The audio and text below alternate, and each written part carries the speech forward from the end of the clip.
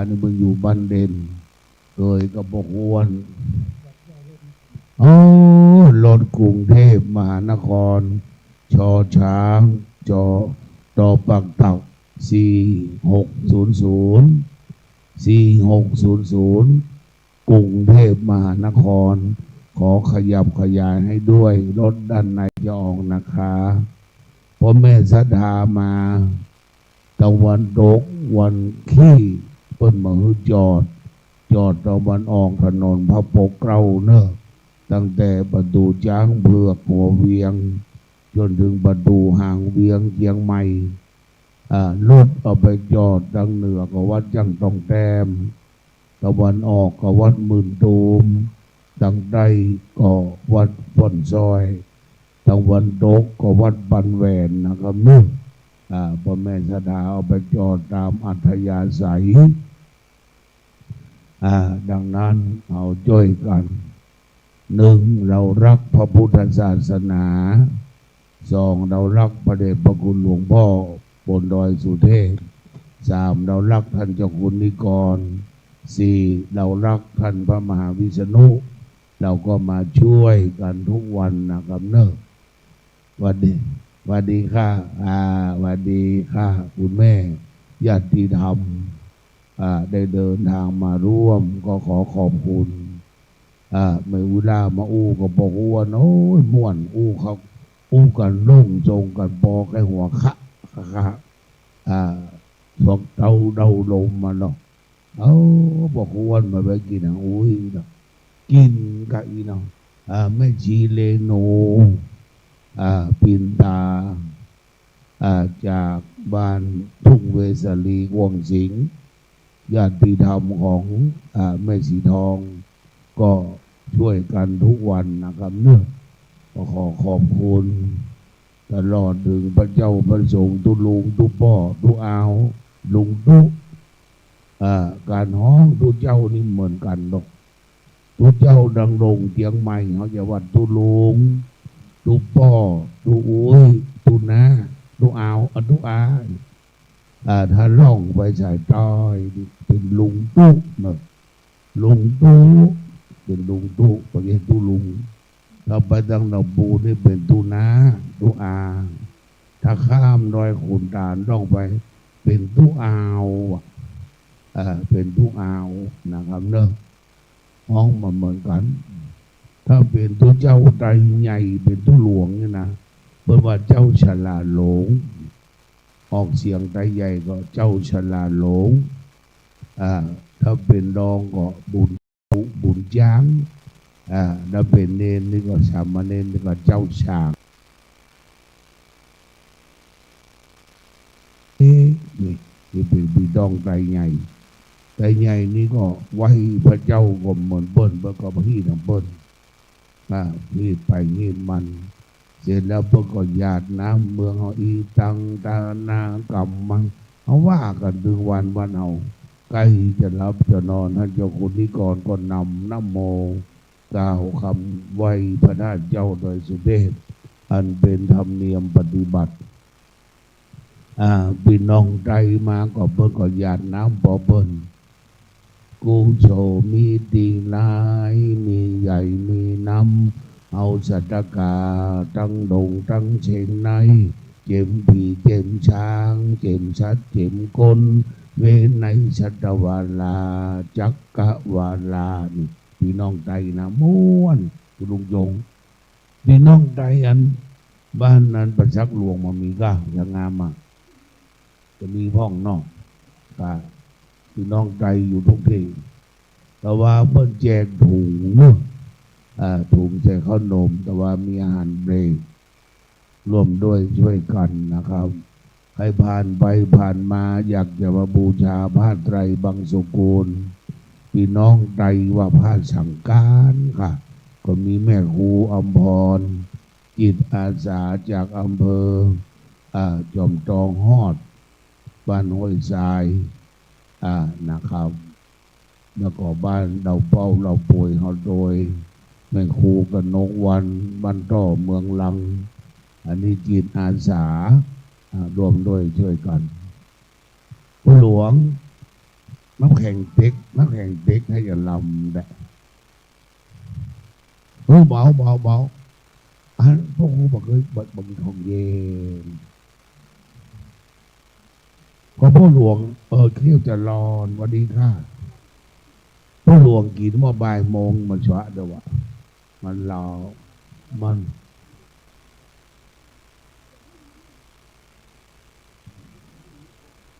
เรียนเจอเนอะพ่อแม่ศรัทธารถลาก็ขอให้จอดให้เป็นระเบียบจอดให้เป็นระเบียบเรียบร้อยนะครับ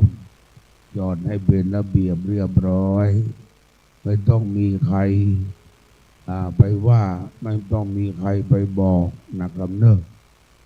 ไม่ต้องมีใครไปว่าไม่ต้องมีใครไปบอกก็ดูเองนะครับเนอะ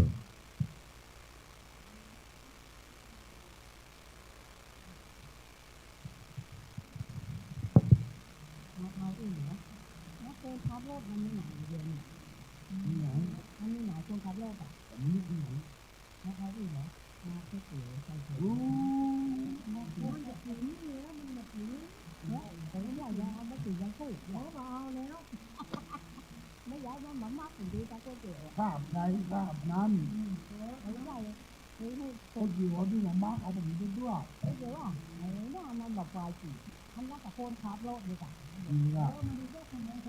ก็คงมีลง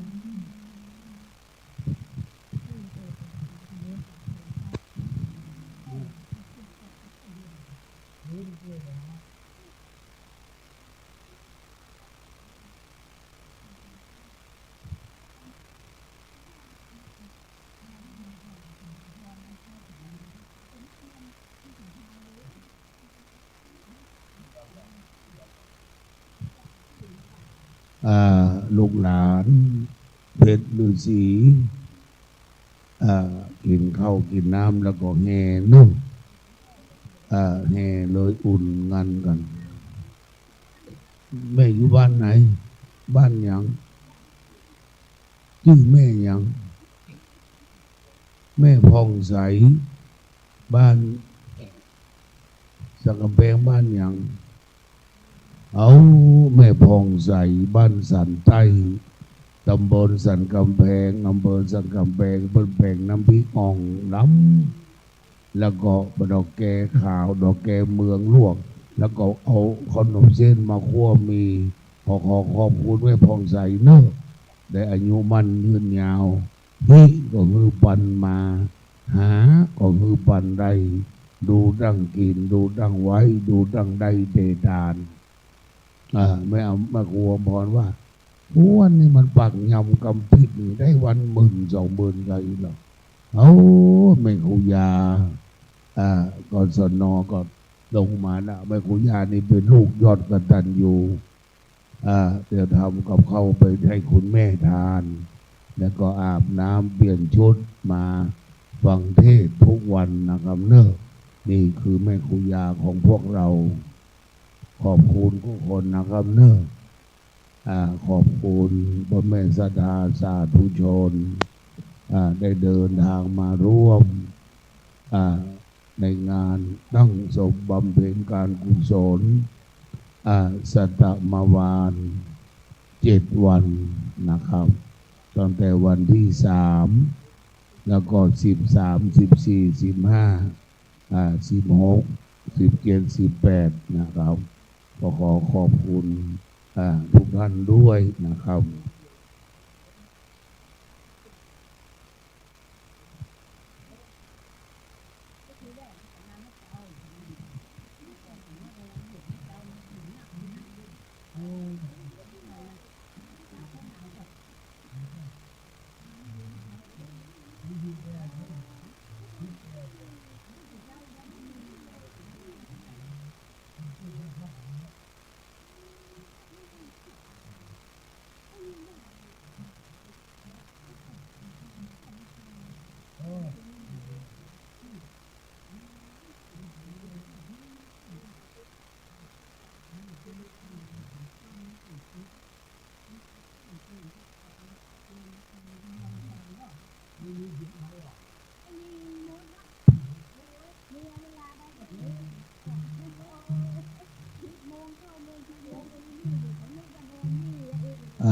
ลูกหลานเพชรฤาษีพ่อแม่นะลูกหลานเนอะพวกกูจะหยุดเดี๋ยวคำก่อน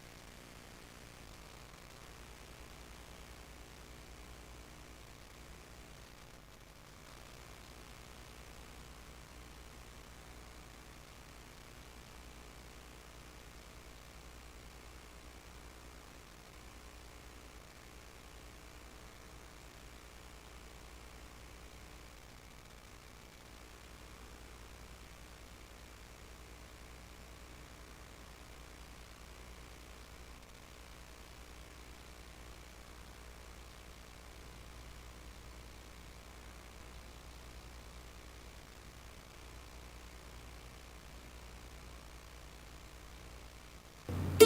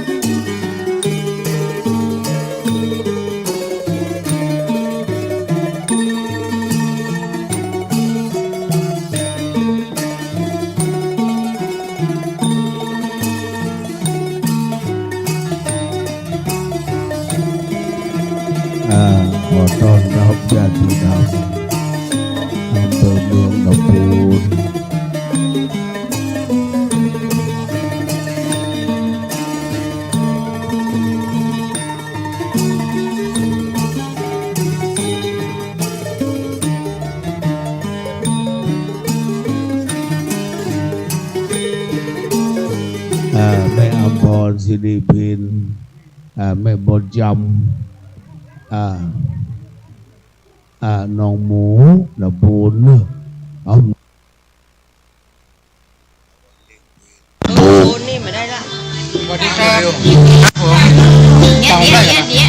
ที่ว่าลูกหลาน ไหนอ่ะจำชื่อได้เหรออ่อนนะมันนักวิชา นั่นเป็นนักเรียนชาย ท่านสมพรนั้นเล่นกันทีมาทำงานเนี่ยการเล่นกันที อันนี้นักที่จะเอาได้กันทีนะมันนี่อันยังนะอันยังนะ เอาแดงอันกินจับปันแล้วก็กินแค่มาอันร้องการที่พี่น้องระบูนเป็นเพชรใส่กอกมาเนอะใส่กอกใส่โอ ยังแล้วจะเอาใส่กล่องไปเสร็จจ้าสิอัน อันเดียวพอ อันเดียวพอ โอ้สองกะกินมันบูบัดเจ้า นานกันเดียวก่อน เอาไปกินมันบูบัดเจ้า สองอันเดี๋ยวโยกโลกนี่กันกินที่ไหน ช่วงนี้ลูกหลานแม่วิมลล่าแดงตันกีอินทรักษามีน้าแดงกับน้าพรเขามาตั้งโรงทานช่วยกันกินกันทานแม่วิมลล่าก็93ละแข็งแรงเป็นแฟนคลับกันมาโดยตลอดรวมด้วยช่วยกันนะครับเนอะ เดี๋ยวเขาไม่เอกอันนี้จัดการ มากินบ้านมั่ว ฮะ บ้าน เอ๊ะมันจักเราหักคือมันหมดเราเดี๋ยวนี้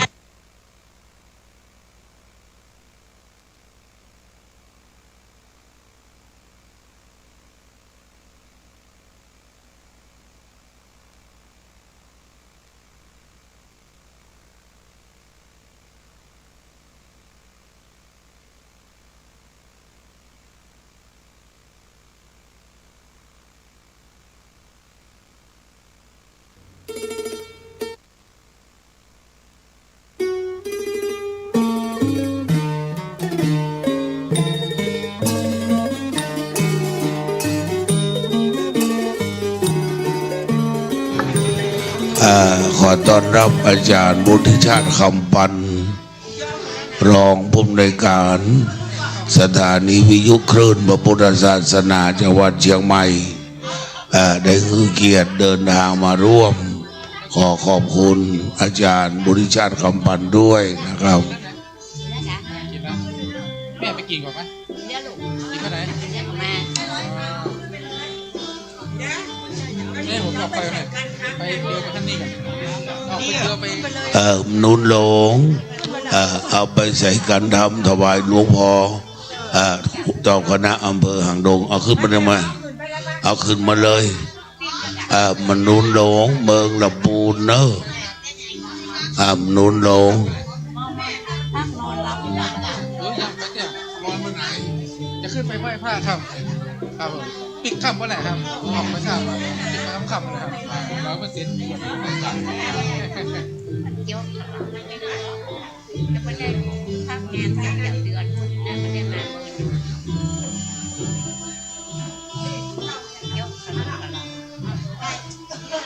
นิมนต์ครูบาพระมหาประสิทธิ์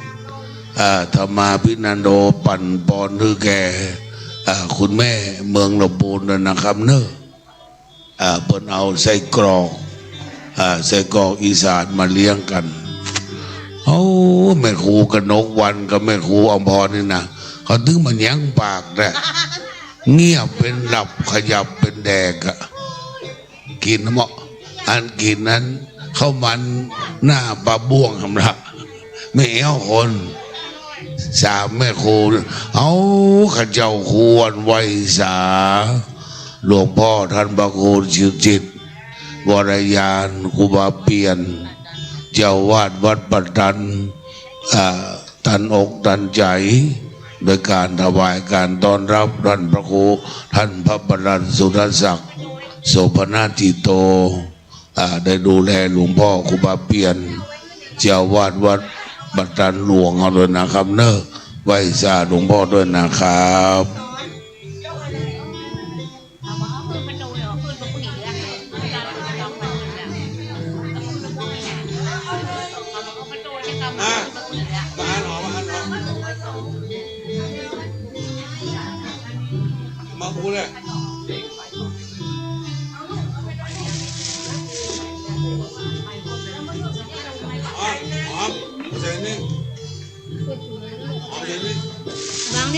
อ้ใส่น้ำไว้ อันนั้นอย่างหมอ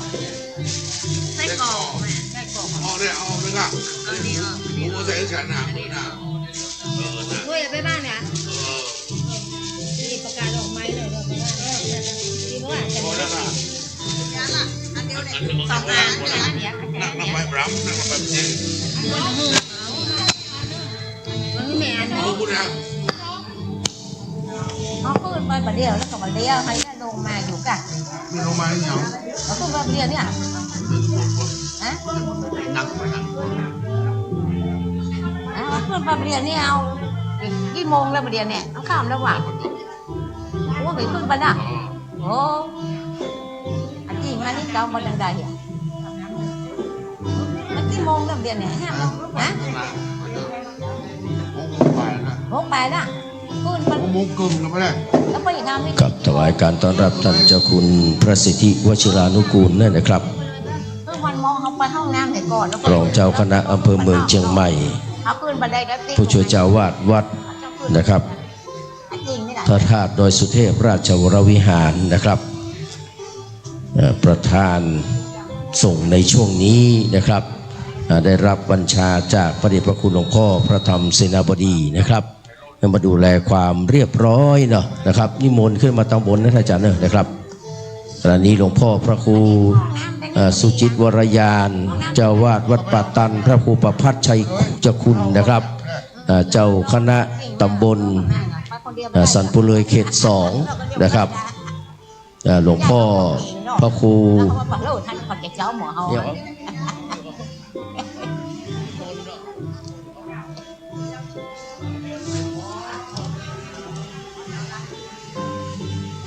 ลูกได้ไปได้ยังแฟนกันลูกมาได้ไปได้นะขอเขาจ่ายไว้เบยเนาะเนาะอันอย่ามาลูกมาได้นอนมาแล้วมาว่ามาเอาขอเขาจ่ายไว้เบยเนาะมันนี่ทุกคนทุกคนเนาะ เอาสุด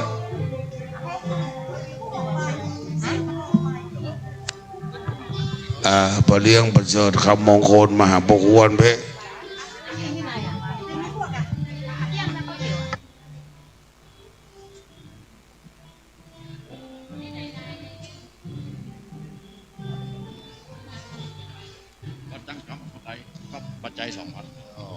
กับกราบนมัสการขอบพระคุณ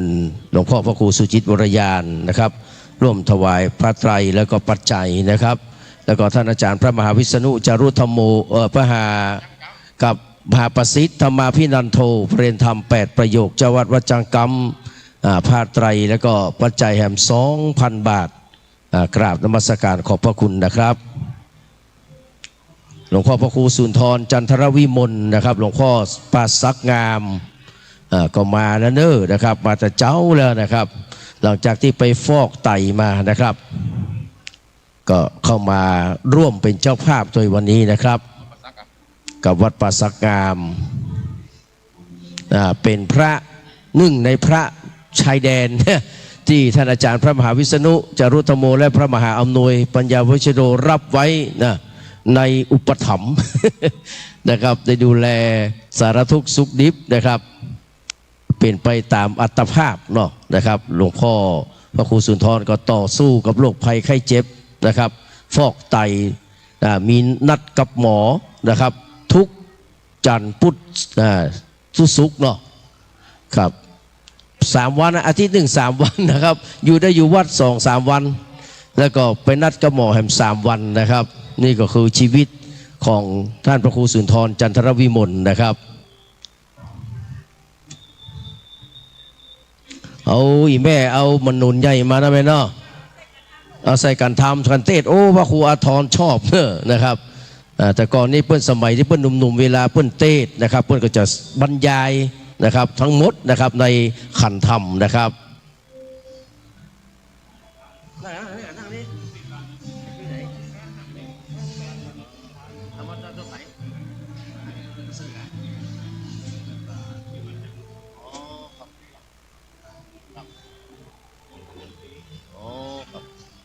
กับกราบนมัสการขอบพระคุณหลวงพ่อพระครูสุจิตวรยานเนอร์ครับเพิ่นมาพอดี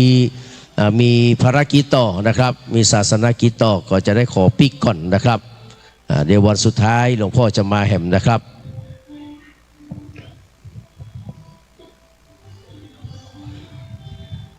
เรียนเชิญบรรดาพ่อพี่น้องญาติธรรมเฮาเนอะญาติสนิทมิตรสหายศิษยานุศิษย์ทุกคนทุกท่านโดยเฉพาะมาจากคลื่นวิทยุ96นะครับในวันนี้เราเป็นเจ้าภาพนะครับร่วมกันเนอะนะครับกับเรียนเชิญขึ้นมาทางด้านบนเนอะวันนี้พ่อครูวันลบนามวงพรหมด็อกเตอร์นะครับในฐานะเป็นผู้อำนวยการสถานีวิทยุคลื่น96.00 เมกะเฮิรตซ์นะครับพระธาตุดอยสุเทพนะครับก็ถ่ายทอดไปถึง2สถานีนะครับ 104.50 เมกะเฮิรตซ์ฝ่ายหินตุยนะครับซึ่งคืนนี้เป็นคืนที่4นะครับของการตั้งกองกระบำเพ็ญกุศลสัตมวานนะครับวันที่18เขาจะมีการทำการปิดศพนะครับในเมตตาบารมีธรรมพระเดชพระคุณหลวงพ่อพระธรรมเสนาบดีนะครับเจ้าคณะภาค7เจ้าวาดวัดพระธาตุดอยสุเทพราชวรวิหารจะได้เดินทางมาเป็นประธานนะครับส่วนคืนสุดท้ายวันที่17นะครับมูลนิธิเนาะนะครับพระบรมธาตุเจ้าดอยสุเทพกับเมตตาบารมีธรรมพระเดชพระคุณหลวงพ่อพระธรรมเสนาบดีเช่นเดียวกันนะครับก็จะเป็นเจ้าภาพครับการเทศน์การสวดไปจะร่วมเป็นเนอะวันนี้ญาติพี่น้องก็จะเป็นเจ้าภาพตัวเองนะครับในวัน17เนาะคืน17คืนสุดท้ายครับได้ไปกราบรัตนาท่านพระมหาสกุลมหาวีโรผู้ช่วยศาสตราจารย์ด็อกเตอร์กับเจ้าวาดวัดผ้าขาวนะครับมาเป็นองค์ธรรมกถึกพร้อมกับคณะสวดนะครับกับใครอยากจะมากราบพระอาจารย์มหาวิษณุก็เรียนเชิญได้ตามปกตินะครับกราบพระประธานก่อนแล้วก็ไปกราบท่านอาจารย์มหาวิษณุอยากจะร่วมทำบุญสุนทานตัวก็เขียนชื่อเสียงเรียงนามให้เรียบร้อยจอมลงไปที่ตู้นะครับตู้ทำบุญที่หน้าหูปนะครับที่ข้างๆหูปของท่านอาจารย์พระมหาวิษณุจารุธรรมโมนะครับเรียนเชิญทุกคนทุกท่านเนอนะครับที่ได้ระลึกนึกถึงเมตตาปรมีธรรมคุณงามความดีขับของท่านอาจารย์พระมหาวิษณุจารุธรรมโมนะครับก็เลยทยอยกันมานะครับแม่ครูก็ซ้อหาที่นั่งในแม่ครูเนอนะครับอย่าใครมาก่อนได้นั่งก่อนใครจะบันทึกภาพช่วงนี้ก็นะครับเรียนเชิญเนอ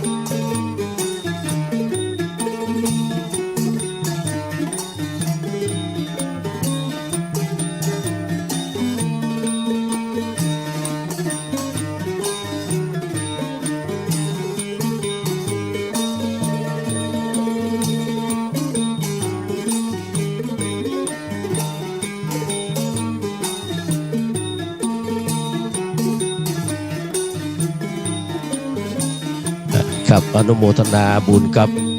นะครับแม่อัมพรศิริพินนะครับเด็กละปูนนะครับละอ่อนละปูนบ้านเปิ้นอยู่ใกล้ๆในเมืองประมาณ500เมตรนะครับไปเปิ้นมาพร้อมกับลูกสาวแล้วก็ญาติพี่น้อง มาตลอดนะครับเอาวันนี้เอามาหนุนมาเป็นนะครับขันเต้ตวยนะครับเอามาใส่กันเต้ตวยขออนุโมทนาเนอกับแม่อมพรศิริพินนะครับขึ้นดอยลอยห้วยไปทุกที่นะครับทีมนี้นะครับกับถวายการต้อนรับนะครับท่านพระคุณเจ้า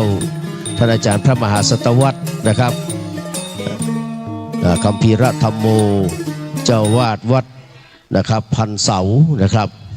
ได้เมตตาเดินทางมาถึงแล้วนิมนต์เนอร์อาจารย์เนอร์นะครับ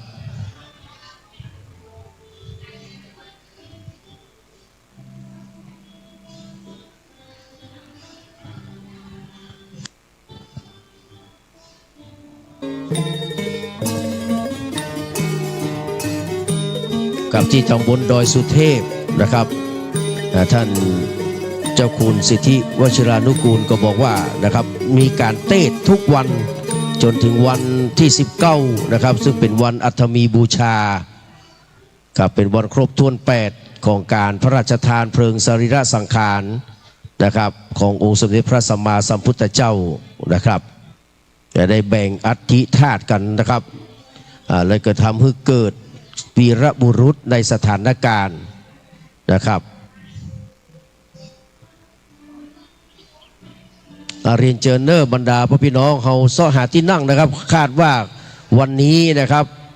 จะมีคนมานักขนาดนะครับโดยเฉพาะคลื่นนะครับ96.00 เมกะเฮิรตซ์ของเขานี่นะครับคนที่ฟังรายการของท่านอาจารย์พระมหาวิษณุหรือว่าทุกรายการนะครับที่นักจัดรายการพระนักเทศทั้งหลายนะครับมีหลวงพ่อพระครูประภัตรชัยคุณเป็นต้นท่านพระมหาอาจารย์นะครับพระมหาประสิทธิ์ก็ย้างไปก่อนวางนี้นะครับเหมือนก็จะได้มาจัดต่อนะครับ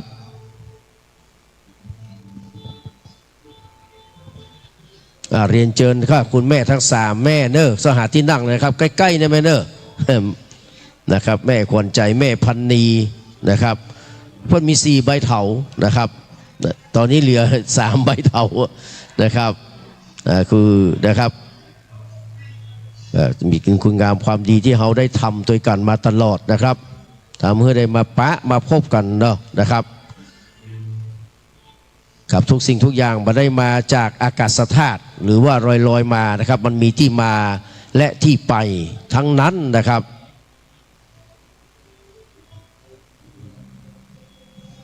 วันนี้อากาศเย็นสบายๆนะครับหลังจากที่ฝนหยุดตกไปแล้วนะครับก็บ่ฮ้อนเนอะขอบคุณดินฟ้าอากาศนะครับที่ได้นะครับแบ่งช่องทางคือกันเนาะแบ่งช่องทางนะครับคือกันนะครับหยุดพ่องตกพ่องนะครับเป็นเรื่องของธรรมชาตินะครับเรียนเชิญเนอร์นะครับพ่อครูอ้วนขึ้นมาด้วยกันอยู่ตรงบนเพเนอร์นะครับ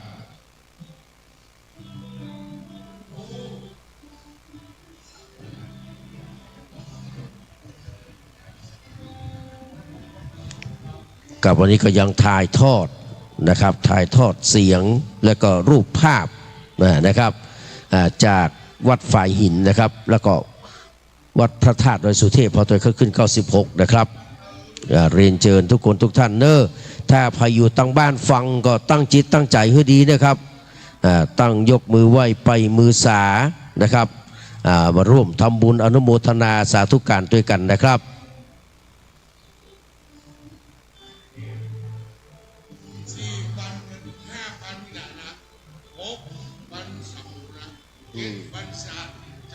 มีกี่ปันเหรอ7 ปันเนาะแล้วกี่ล้าน10,000 ล้าน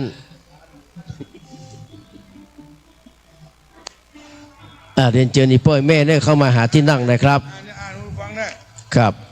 เดี๋ยวก็อ่านเนอะมากันนักๆได้จะอ่านกลอนให้ฟัง นะครับจะได้อ่านกลอนเขาถวายแต่งถวายเป็นอาจาริยบูชาแด่พระอาจารย์พระมหาวิษณุจารุธรรมโมนะครับ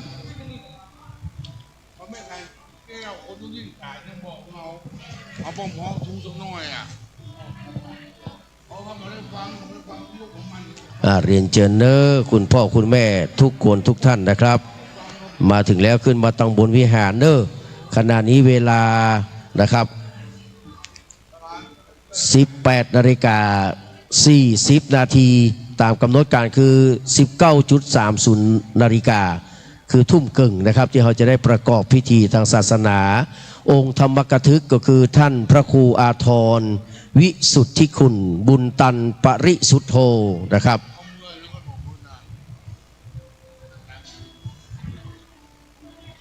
แล้วก็องค์ธรรมกถึกองค์สวดนะครับจากวัดพระสิงห์วรมหาวิหารกับสวดทำนองหลวงนะครับวันนี้พี่น้องจะได้ฟังกันอย่างจุใจตึงเต้ตึงสวดเนอะครับใครจะร่วมทำบุญสุนทานร่วมเป็นเจ้าภาพนะครับเอามาถวายที่ท่านเจ้าคุณก็ได้หรือว่าจ่อมลงในนะครับที่หน้าหูปของท่านอาจารย์พระมหาวิษณุหรือว่าที่ท่านพระปลัดสุรศักดิ์นะครับโสภณจิตโตรักษาการเจ้าวัดเจ็ดลินก็ได้นะครับเขียนชื่อเสียงเรียงนามเพื่อเรียบร้อยนะครับ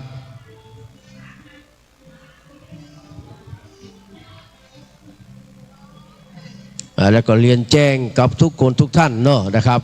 ได้รับขออนุญาตจากนะครับท่านเจ้าคุณพระสิทธิวชิรานุกูลว่า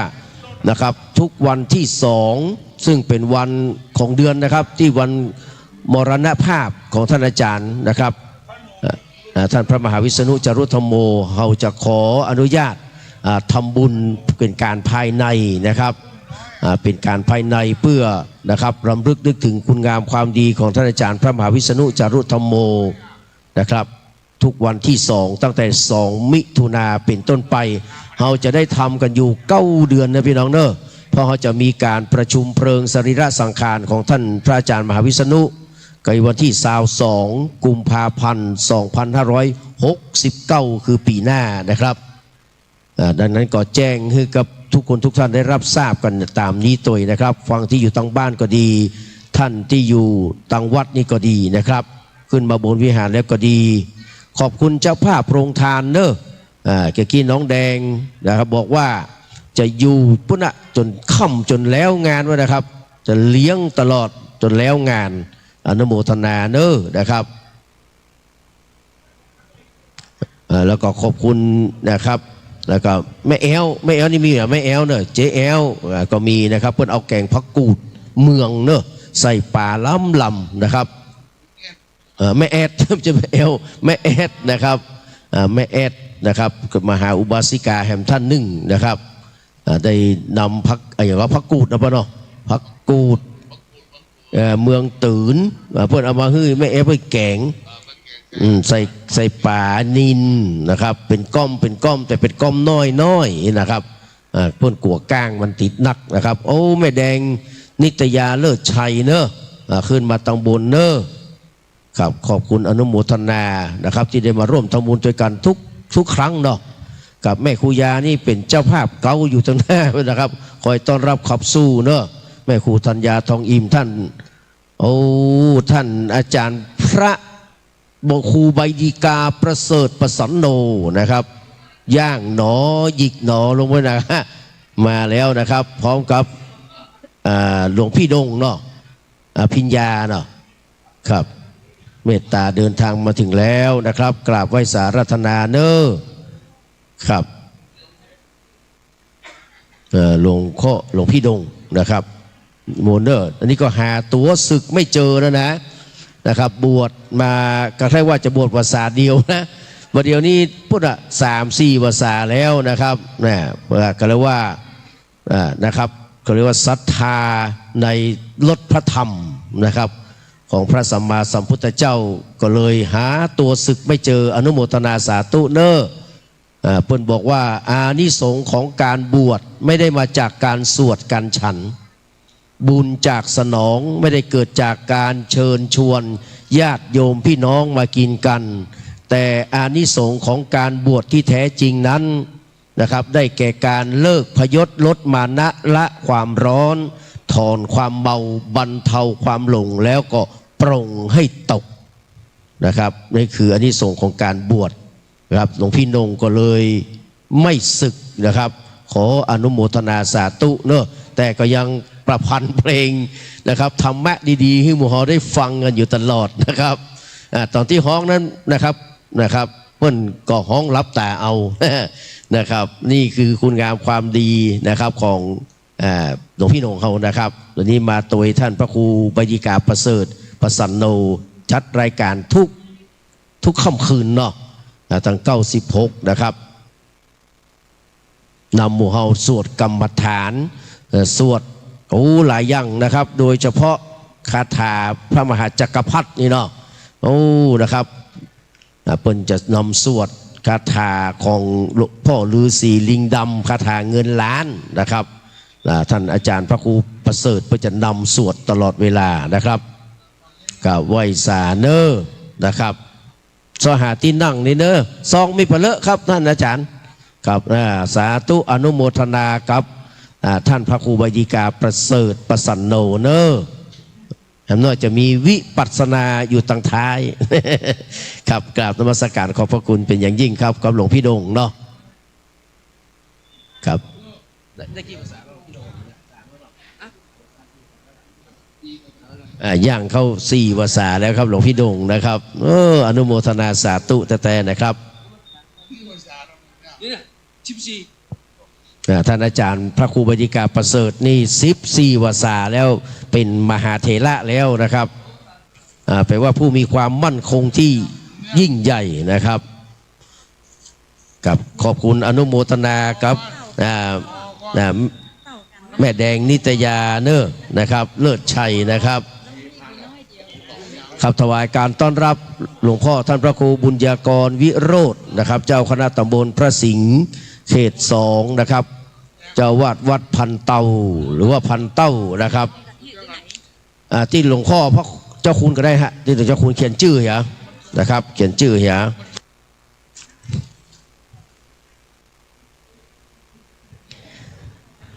แม่แดงเอาซองแล้วมาถวายที่ท่านเจ้าคุณพระสิทธิวชิรานุกูลเนอท่านอาจารย์พระมหานิกรนะครับ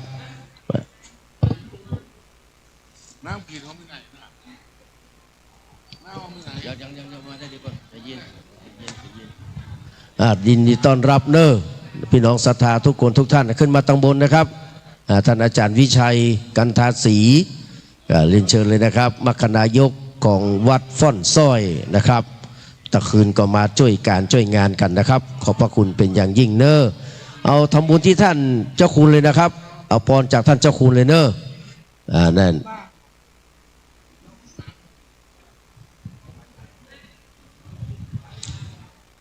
กับขอบคุณตาเจ้าที่วัดสันโป่งนะที่อำเภอฮอดเพิ่นก็มาร่วมทำบุญตัวเองนะครับนึกว่าจะอยู่เพิ่นปิกก่อนมีธุระนะครับท่านเจ้าวาดเพิ่นมีธุระนะครับก็เลยปิกไปก่อนแล้วก็วันสุดท้ายจะมาเห็นไม่ใช่ครับ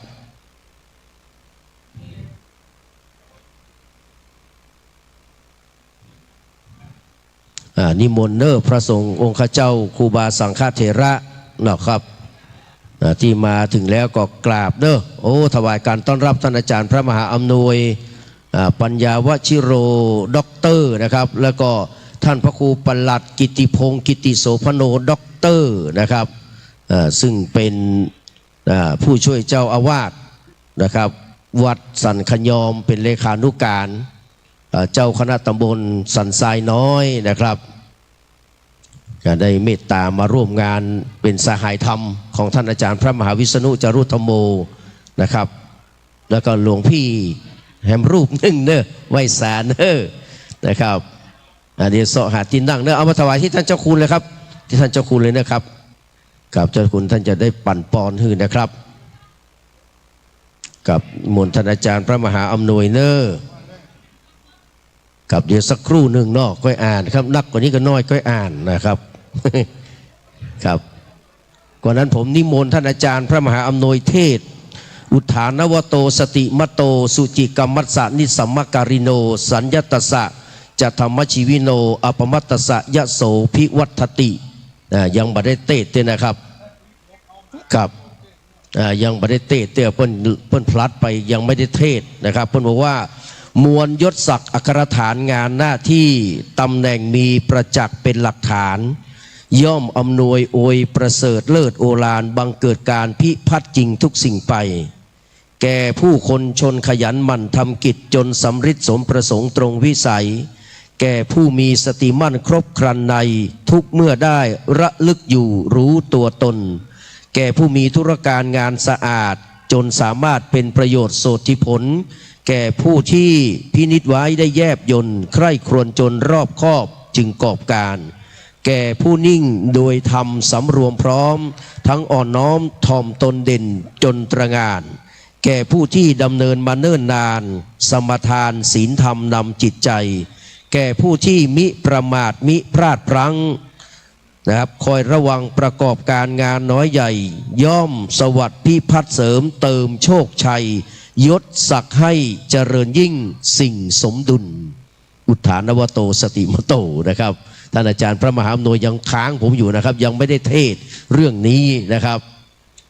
กับเดี๋ยวก็จะต้องเทศสักวันนะครับกราบนมัสการขอบพระคุณกับองค์ธรรมกถึกคืนวันที่13นะครับ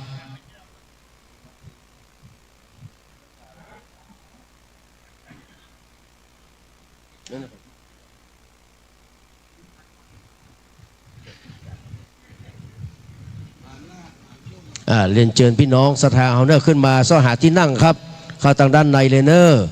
ครับเข้าทางด้านในนะครับกับเรียนเชิญเลยนะครับมาร่วมทำบุญสุนทานในวันนี้กับฟังเทศน์ฟังธรรมนะครับเดี๋ยวน้อมนำถวายแด่จิตดวงวิญญาณอันประเสริฐนะครับของท่านอาจารย์พระมหาวิษณุจารุธรรมโมนะครับเรียนเชิญเนื้อภัยจะร่วมเป็นเจ้าภาพเขียนชื่อเสียงเรียงนามเมื่อเรียบร้อยนะครับใส่ถวายเอาปอนที่ท่านเจ้าคุณก่อนนะครับแต่ถ้าในช่วงที่เปิ้นทำพิธีนะครับก็อยากจะไปเขียนแล้วก็ไปจอมนะครับที่หน้าหูปของท่านอาจารย์นะครับมีกล่องทำบุญอยู่นะครับหลวงพี่ดงก็จะเอาปอนด้วยนะครับนิมนต์เนอร์นะครับ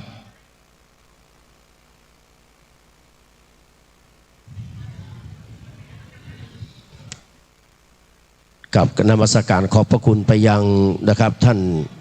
พระครูสมุวิสุวัตวรกิจโจนะครับผู้อำนวยการสถานีขึ้น 104.50 เมกะเฮิรตซ์ก็ถึงท่านอาจารย์พระมหาประสิทธิ์เนาะนะครับที่วัดพระธาตุดอยสุเทพนะครับที่ดูแลความเรียบร้อยเรื่องการถ่ายทอดนะครับวันนี้ท่าน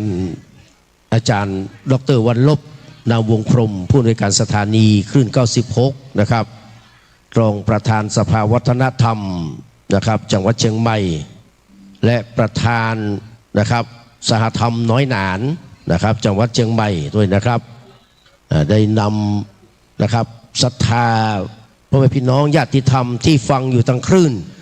96 นะครับคลื่น 104 ตัวนะครับเพิ่นมาร่วมทำบุญกันเพราะว่าลิงก์หากันได้นะครับฟังถึง2 สถานีได้นะ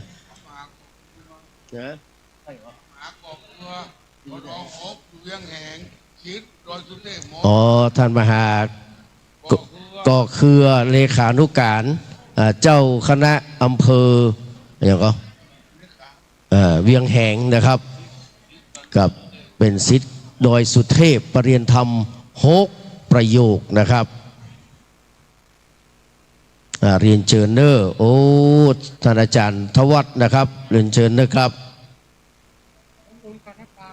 กับท่านอาจารย์ทวัฒน์นะครับอาจารย์พันนีเนาะนะครับเรียนเชิญเนอร์ทีมงานทุกท่านนะครับเรียนเชิญเลยนะครับเรียนเชิญมาเนอร์นะครับกราบพระแล้วก็ไปกราบอาจารย์เนอร์นะครับและวันที่18นี่100 วันพ่อครูสมบูรณ์กันทปาเนอร์เปิ้นจะจัดตีนะครับนะครับที่ปุ่นนะครับที่สำนักปฏิบัติธรรมนะครับสันทรายนะครับอาจารย์พันนีบุญประเสริฐจันทวัฒน์นะครับก็ยินดีต้อนรับนะครับ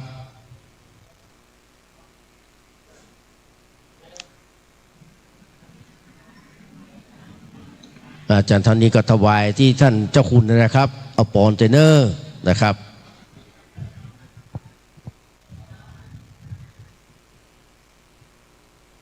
กับเรียนเชิญเนอร์ขึ้นมาเพเนอร์กับแดงต้อยตาวินโนเนอร์ขึ้นมาตรงบนเพนะครับ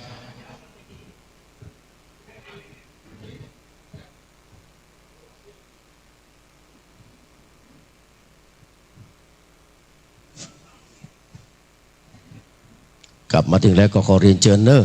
ช่วงนี้พบกับพ่อครูอ้วนน้อยเนอะนะครับโอ้นะครับท่านพระครูสังครักษ์กฤษนิติทัศน์นะครับกิติโสภณเมธีนะครับเจ้าวาดวัดวังสะพุงน้อยจากป่าซางเนอะนะครับมาแล้วถวายการต้อนรับด้วยความเคารพนอบน้อมนะครับ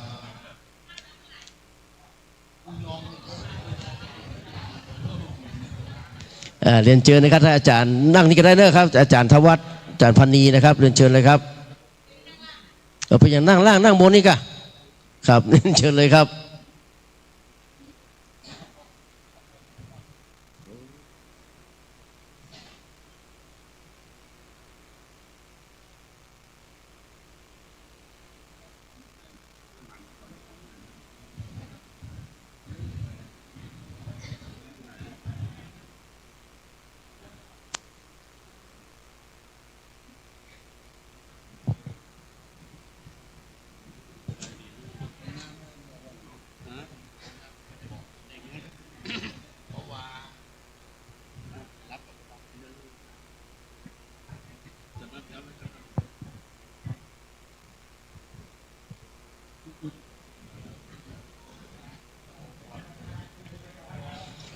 เรียนเชิญบรรดาพ่อพี่น้องเขาเนอะครับที่มาถึงแล้วนะครับขึ้นมาตั้งบนวิหารเนอะกลับมากราบพระประธานแล้วก็มากราบขออโหสิกรรมขอขมาอภัยนะครับต่อนะครับหน้าสรีระสังขารจิตดวงวิญญาณของท่านอาจารย์พระมหาวิษณุจารุธรรมโมนะครับเรียนเชิญเนอะนะครับตอนนี้ก็ใกล้เวลาแล้วครับตอนนี้1 ทุ่มแล้วนะครับ19 นาฬิกาแล้วนะครับเหลือประมาณนะครับ30 นาทีนะครับถ้าองค์ธรรมกถึกและคณะสวดนะครับมาถึงเรียบร้อยแล้วเขาจะได้เริ่มประกอบพิธีทางศาสนานะครับ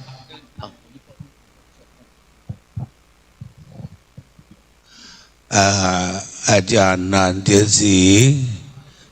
จะได้จะลักต้องแต้มว่าบุคลาผู้ใด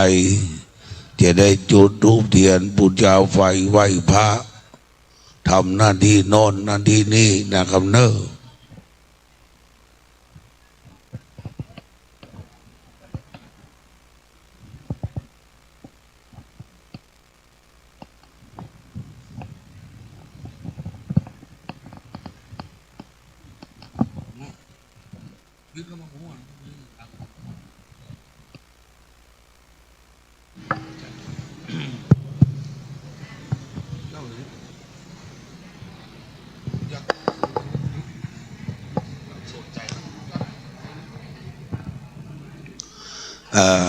ไหว้สา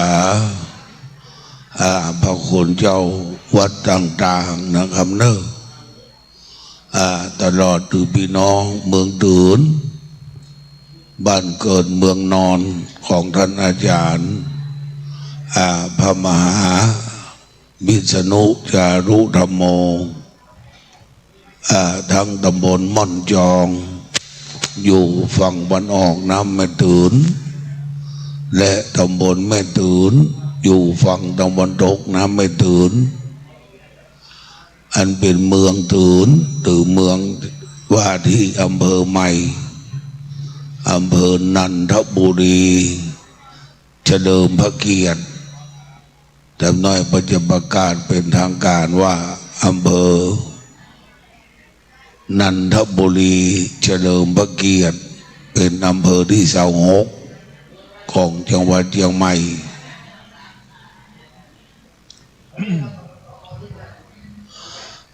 เจอเนอะประเมสันหาคลื่น96 เมกะเฮิรตซ์คลื่นพระบรมธาตุเจ้าดอยสุเทพเฮาได้ขึ้นมาบนวิหารหลวงโรงอุโบสถเพราะพระเดชพระคุณหลวงพ่อเจ้าคณะภาค7วัดพระธาตุดอยสุเทพว่าที่มันคับแคบเอาแปลงวิหารลวดยกคือเป็นบทสวดโดยมันก็จะประหยัดเนื้อที่นะครับ ตามปกติ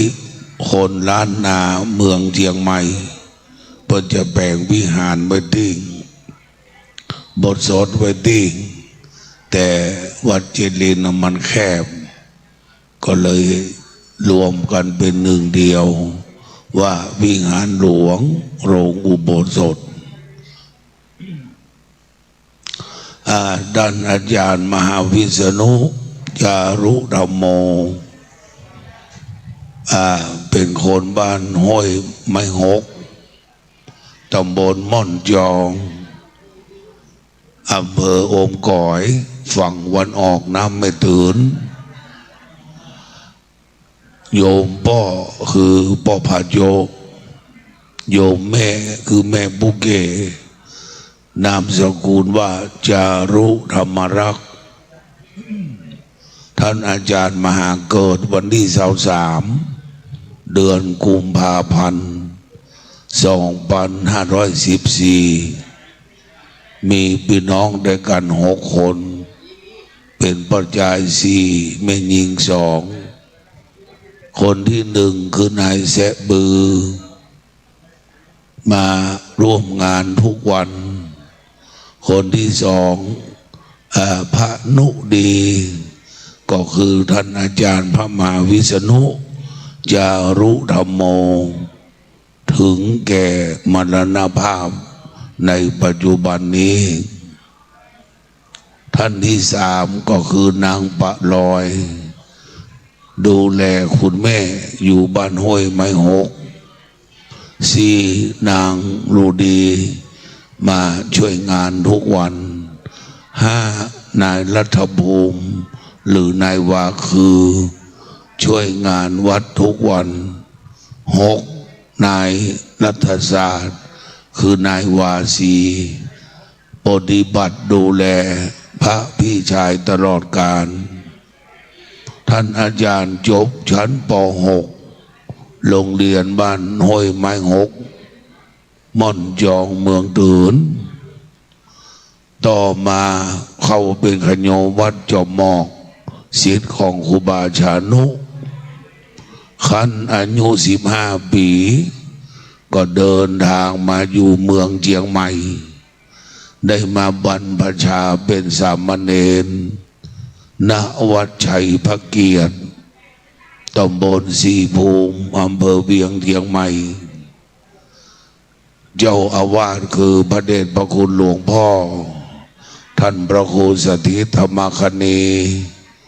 ครูบาเจ้าใจแก้วทิตธรรมโมอดีตเจ้าคณะอำเภอโอมก่อย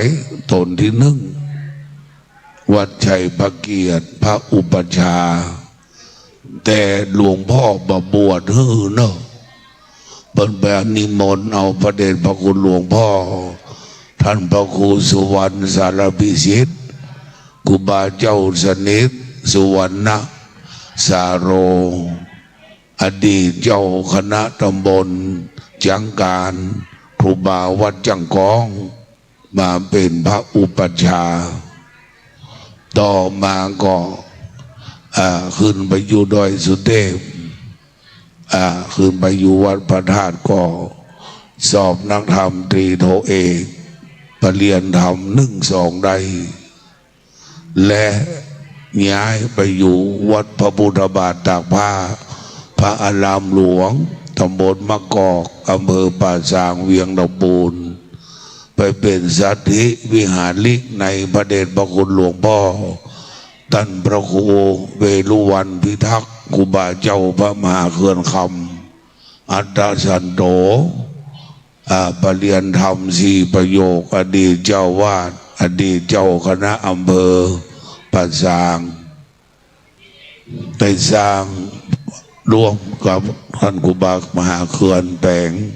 พระธาตุเจ้าเจดีย์4 ครูบาและสอบปรริญญาธรรม3 ประโยคณสำนักเรียนวัดพระพุทธบาทจากผ้าจังหวัดลำพูนคนทั้งหลายจึงฮ้องว่าพระมหาวิษณุต่อมาครูบาชานุก็แนะนำมาอยู่ดอยสุเทพเป็นครั้งหนึ่งมาเป็นสัตถิวิหาริก ของพระเดชพระคุณหลวงพ่อท่านเจ้าคุณพระราชรัตนากรกุบาพระมหาเมืองคำธรรมจาโรอดีตเจ้าคณะอำเภอดอยเต่าอดีตเจ้าวาดวัดพระบรมธาตุเจ้าดอยสุเทพท่านก็สามารถสอบปรริญญาธรรม4 ประโยค 5 ประโยคได้และจบปริญญาตรีพุทธศาสตร์บัณฑิตมหาวิทยาลัยมหาจุฬาลงกรณราชวิทยาลัยวิทยาเขตเชียงใหม่วัดสวนดอกพระอารามหลวงต่อมาอายุได้21 ปีก็ลงไปอุปสัมปทาเป็กขะเป็นทุเจ้าณพัทสีมาวัดแสนตองตำบลโอมก๋อยอำเภอโอมก๋อยจังหวัดเชียงใหม่โดยมีพระเดชพระคุณหลวงพ่อท่านพระครูอมรสารธรรมครูบาตวนอมระธรรมโมอดีตเจ้าคณะอำเภอโอมก๋อยรูปที่2วัดบ้านหลวงเป็นพระอุปัชฌาย์พระธีรศักดิ์เป็นพระกรรมวาจาจารย์และพระอาจารย์เนตรเป็นพระอนุสาวนาจารย์ในฉายาจาเตกว่าจารุธรรมโมท่านก็ปิกมาอยู่ดอยสุเทพรับใช้หลวงพ่อพระราชรัตนากรหลวงพ่อพระเดชพระคุณหลวงพ่อพระธรรมเสนาบดีเจ้าคณะภาค7 องค์ปัจจุบันต่อมา2546 ปีผ่านมาวัดเจ็ดลินเป็นวัดกษัตริย์สร้างมาโรยล้างห่างไปได้หลายปีพระเดชพระคุณหลวงพ่อพระธาตุดอยสุเทพจึงได้ฟื้นคืนได้ทรงมหาวิษณุมาอยู่ก็เจริญรุ่งเรืองโดยประการทั้งปวงท่านเจ้าจากเราไปเราได้ตั้งศพบำเพ็ญการกุศลสัตตมวาน7 วันวันที่3 พฤษภา13 14 15 16 17 18ปิดศพขันวันที่22 มิถุนาปัญญาสมวาน50 วัน10 สิงหาสัตตมวาน100 วัน21 กุมภา2569จัดประชุมเพลิงศพณสุสานหลวงประตูหายา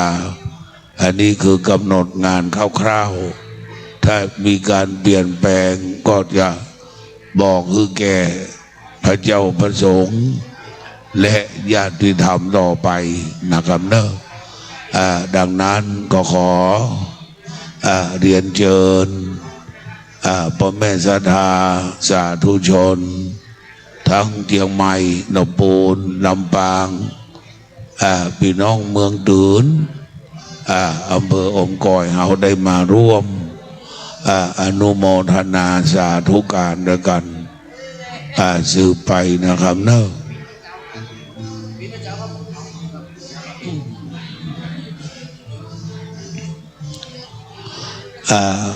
พระเดชพระคุณหลวงพ่อพระธรรมกถึกมาถึงก็นิมนต์หลวงพ่อขึ้นบนวิหารหลวงโรงอุโบสถและพระคุณเจ้าวัดพระสิงห์หลวงโดยการนำของท่านพระครูอุปถัมภ์พระกิจโกศลผู้ช่วยเจ้าวาดวัดพระสิงห์วรมหาวิหารพร้อมกับพระคุณเจ้าจตุรวรรษ4 รูปจะสวดพระอภิธรรมทำนองหลวงดังนั้นก็ขอเชิญพ่อแม่ศรัทธาสาธุชนท่านเจ้าภาพทุกสายทุกงานได้ร่วมหอมกินหอมทานด้วยกันนะครับเนอะโจนี้ก็นาน7 สี ได้จะลักดองแต้มผู้ที่จะได้ทำพิธีต่างๆนะครับเนอะแล้วก็ได้ทอดได้ถวายขอเรียนเชิญนะครับเนอะเรียนเชิญทุกท่านนะครับ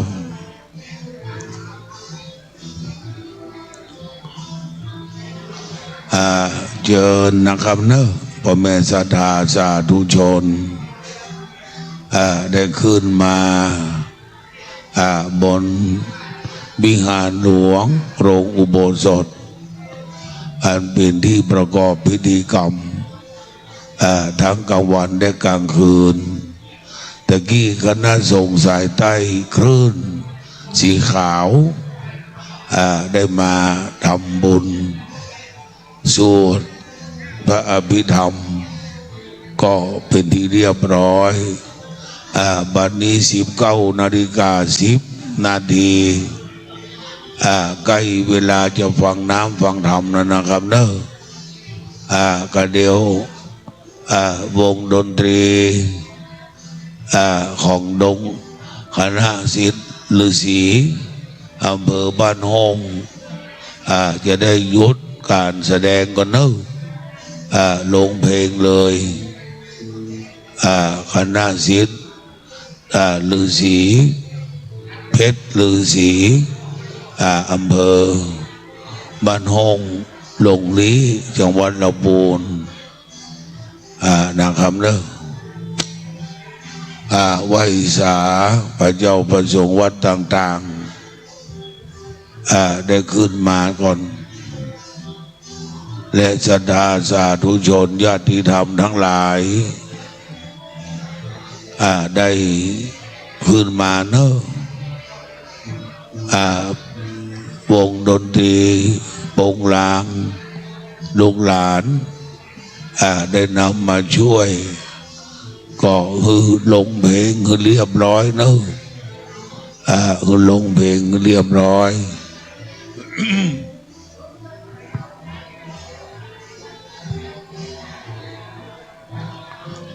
ลงเพลงคือเรียบร้อยเลยเงียบเลย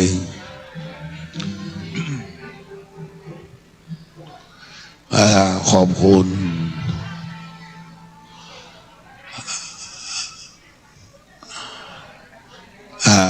นี่ท่านอาจารย์พระมหาฉลวยเนาะอรุโนแม่เนาะด็อกเตอร์เจ้าวาดวัดเมืองมางนิมนต์นะครับเนอะนิมนต์จุดโดนจุองค์ตรงกลางวิหารเป็นที่นั่งของพระเจ้าประสงค์ส่วนศรัทธาอยู่ปางเอกทางใต้บอกควรจะพยายามภาษาเมืองเอาไว้นับวันมันจะหายปางเอกทางใต้ก็คือด้านใต้วิหารอันมีบอกวันลบนามบงผมด็อกเตอร์มากินข้าวเดี๋ยวบอกควรแต่กินเขาจอประกูดบอกวันอย่างมาลำเมนมันก็ลำกับบอกประกูดเมืองตื่นแล้วก็ป่าที่ใจนั้นเป็นป่านินเขื่อนแม่งัดเมืองแกนแม่แดงหมดเนาะแต่มาเนาะลำบอกว่ากินด้วยควรลำโดยโดยเนาะ เจอนะครับเนอะบอกครูแม่ครูลูกครูหลานครูได้ขึ้นมาตะกี้ก็แม่ครูหลายแม่ครูศิรินาถก็86บอกครูประเสริฐก็81เนาะมานั่งกันมาสนทนาธรรมกันหลายท่านได้เดินทางเข้าสู่วัดเจ็ดลินวัดเจ็ดลินเป็นวัดกษัตริย์สร้างแต่บ่มีในพระคดืนแน่นอนว่าพระมหากษัตริย์พระองค์ใดสร้างแต่อยู่ในพงศาวดารล้านนาประเทศได้กล่าวถึงเมื่อพระเจ้าเมกุฏสุทธิวงศ์พระองค์ที่15 จะได้ขึ้นนั่งแท่นคำเหลืองครองเมืองก็ได้จัดตามโบราณราชประเพณีแห่งพระนครเวียงเกียงใหม่ทุกประการคือเสนาอามาตย์ฆ่าคนมนถีก็ได้ฮือพระเจ้าเมกุลสุธิวงศ์เปลี่ยนผ้าทรงพระภูษาขาวนุ่งขาวห่มขาวณวัดราชทานหลวงเจียงยืนหรือวัดทีคาชีววัดสารามก็คือวัดเจียงยืนเด่นเมืองหัวเวียงปัจจุบันนี้อาจารย์ศักดิ์ระพีเจิญเนอะพอเลี้ยงดังขจาวของบุแล้วก็ท่านประธานกลุ่มหนุ่มสาวจังหวัดเชียงใหม่ขอบคุณโดยแล้วก็คือล้อจุงมาขาวสบายแจ๊กพอเมืองนพบุรีเช่นแต่ก่อนเขาเป็นเมืองล้อได้ครองเมืองตามโบราณราชประเพณี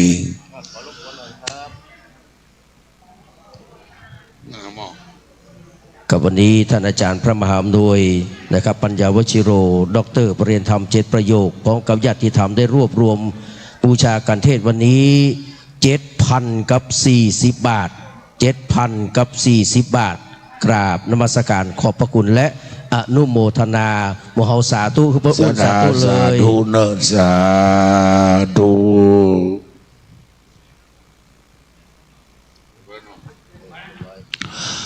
เมื่อสบายคือเสนาจุงหมาสบายแจกเอาหีดหอยว่าบ้านเมืองจะวุฒิก็มาพักอยู่วัดราชทานหลวงหัวโควงแสนเมืองมาหลวงประดูหัวเวียงดาวบรรทกแล้วก็ไปนอนวัดเจียงมันราชทานหลวงในคือวัดทีคาชีววัดสารามอันเป็นวัดปัญญาที่พระเจ้ามังรายมหาราชปฐมกษัตริย์แห่งพระนครเชียงใหม่ได้ขึ้นเป็นวัดแห่งพระราชธานีได้1 ราตรีแล้วพระเจ้าเมกุฎก็มาหับศีลที่วัดจังตองแต้มแล้วก็ไป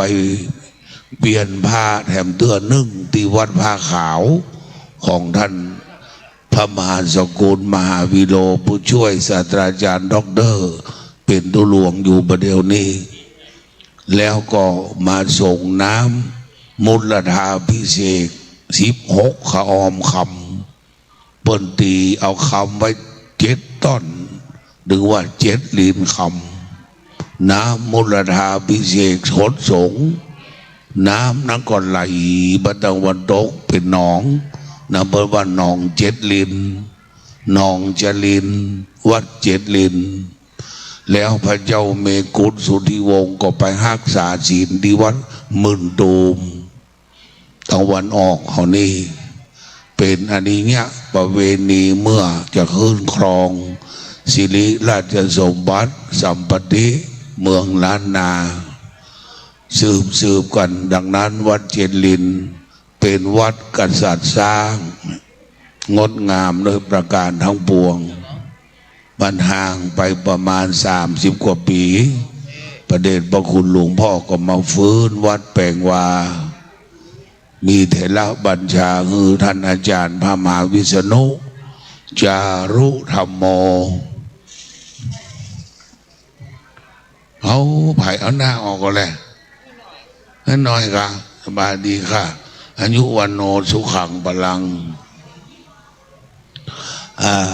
นะครับเนอะนี่คือประวัติย่อของวัด7 ลิ้นของเรา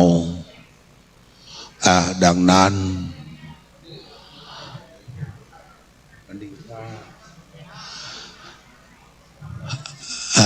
เมื่อพระคุณเจ้าจตุรวรรษ4 รูปวัดพระสิงห์หลวงโดยการนำของท่านพระครูอุปถัมภกิจโกศล ท่านอาจารย์ดวงจันทร์ผู้ช่วยเจ้าวาดได้นำพระคุณเจ้ามาก็คือนั่งบนอานทรงทางเหนือเนอะปางเอกทางเหนือก็คือด้านเหนือวิหารหลวงปางเอกทางใต้ก็มีพระครูวันลบนามวงพรมด็อกเตอร์ได้นั่งหันนะครับ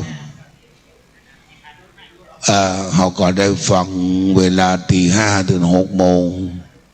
ท่านพระมหาเศรษฐวุฒิกับพระมหาดอมและพระเนรเทนน้อยก็ทำวัดสวดมนต์กันบืดไกลจะจบจะได้ไหว้สาพระเดชพระคุณท่านเจ้าคุณอาจารย์พระสิทธิวชิรานุกูลท่านเจ้าคุณพระมหานิกรผู้ช่วยเจ้าวาดวัดพระบรมธาตุเจ้าดอยสุเทพราชวรวิหารรองเจ้าคณะอำเภอเมืองเชียงใหม่วัดโลกโมลีพระเดชพระคุณหลวงพ่อใหญ่บอกว่าเธอจงไปดูแลทุกวันทุกคืนก็จะนำพวกเราไว้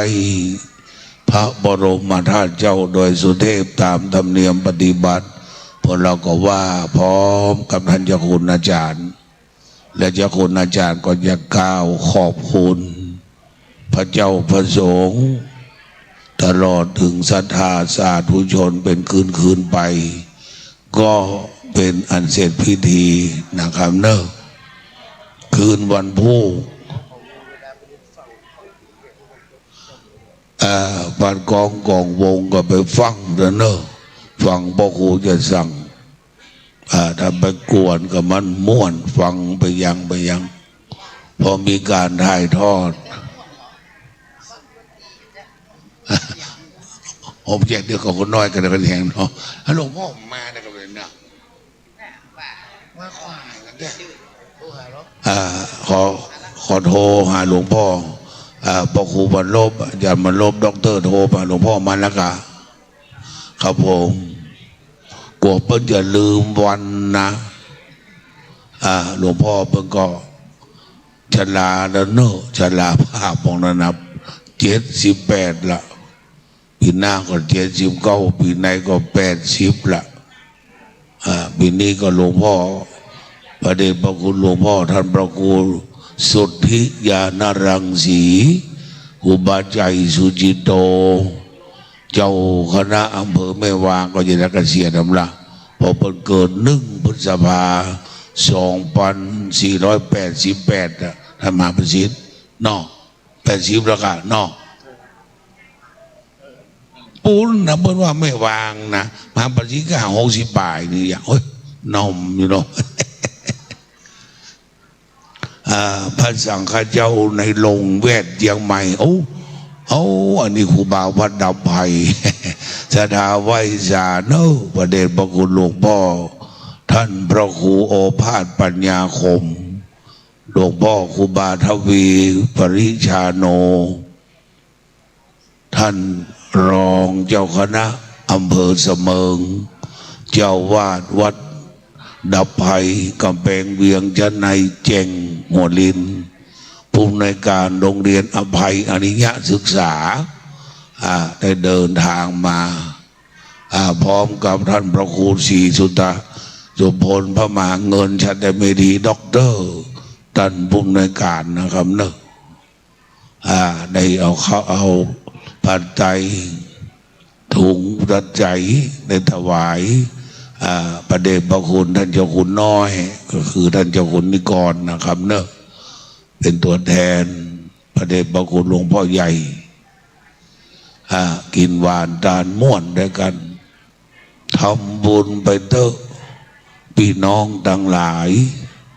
จักสุขสบายเป็นบุญเที่ยงมั่นไว้สา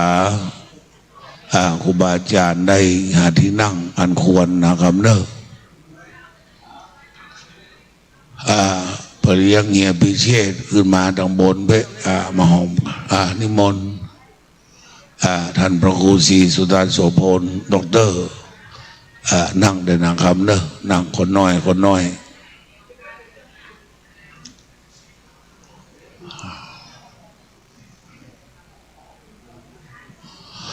ศรัทธาที่นั่งหน้าประตูมุกตะวันใจนะเมื่อพระเจ้าประสงค์มาก็เหมือนนางเทวดาเนอะได้อัญชลีวันทาอภิวาทกราบพระเจ้าประสงค์ด้วยติเท่าห้าแห่งอันเป็นจารีตหินหอยของคนเมืองเอาดังนั้นความบ้านเฮานี่เป็นวัดที่มีชื่อในประวัติศาสตร์มันเป็นเจี้ยคนล้านนาบรรยาวะจังแต้มจำศีลเจ็ดลินห้างน้อยฟ้อนซ้อยห้างงามมื่นตูมขี้ปุ่มหลามมื่นสารแม่มานคอนงามแต่ออกแต่อ่อนสาวเขินบรรนันตารามบรรนันตานี่มันเป็นเจ้าเขินเป็นงามนะครับเนอะงามดังนั้นเป็นฮีดหอยบ้านเฮาเมืองเฮาต้องอนุรักษ์รักษาอนุรักษ์รักษาช่วยกันช่วยกันอย่ากับเมืองเฮาถ้าบัดช่วยกันนี่เราคนต่างบ้านต่างเมืองมาอยู่เฮานี่พม่าลามันพี่น้องไรใหญ่อันอย่างมาก็พยายามเข้ากันพี่น้องใดมาห่วมแล้วบังก็แผ่เมตตาบัญญัติม่วนกูโฉมีดีนายมีใหญ่มีนำเฮาสัตกาตั้งลงตั้งเชงในเจ็มผีเจ็มช้างเจ็มสัตเจ็มคนเวไนจัตวาลาจักกะวาลาเนี่ยเขาก็ต้องว่าด้วยกันได้ทุกอย่างต้องเห็นอย่างพอควรเนี่ยเราเอาหมดมายองมาได้ลือมาได้เม่งมาได้ยางมาได้ยองมาได้ดีมันโมนบดว่ากินม่วนดานม่วนในกันนะครับเนอะมาถามเนอะอาจารย์พระครูดร.มาก็ผมพ่อลืมมันแล้วก็วัดประสิงห์ก็มาสักตนเดือนนี้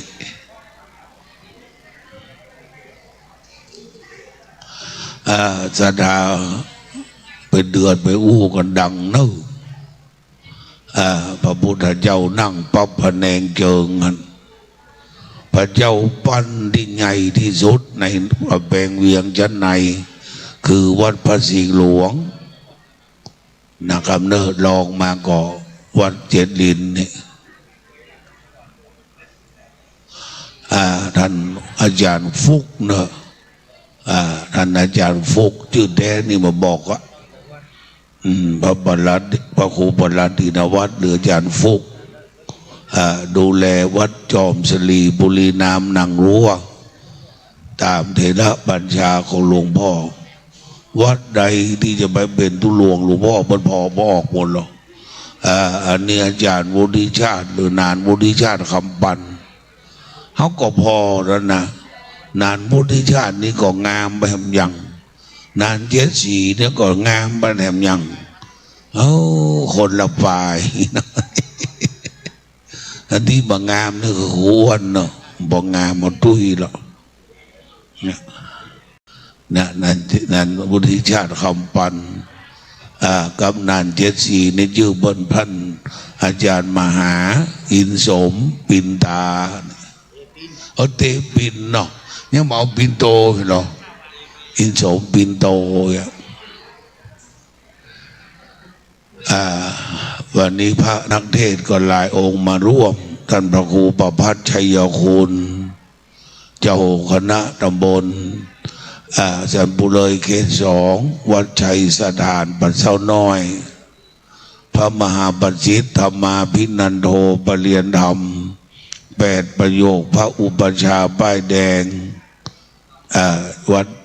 ชังคำหรือวัดจังกำเมืองเวลุคามป่าช้างท่านดร.แก่นหรือครูบาปลัดกิติพงศ์กิติโสพโนวัดแม่ยอวัดสันขยอมนะครับเนอะศรัทธาจะไปลืมเนอะวันที่18 วัดเจดลินจะปีศพท่านมหาวิษณุทางวัดสันทรายมูลตำบลสันทรายน้อยเขตเทศบาลตำบลสันทรายหลวงอำเภอสันทรายจะจัดงานพระราชทานเพลิงศพท่านพระครูวิรุณบุญโยภาสครูบาสนิทนะครับเนออดีตเจ้าวาดวัดบวกเปาสันทรายอดีตเจ้าวาดวัดคำสาวสังกำแพงอันเป็นนอเนื้อวัดท่านโดยมีประเดชพระคุณท่านพระครูพิพัฒน์นะครับศิลาสังวรหรือตุนาแอดนะครับเนอรองเจ้าคณะอำเภอสันทรายพร้อมกับคณะสงฆ์ศรัทธาจะได้จัดงานเป็นช่วงๆไป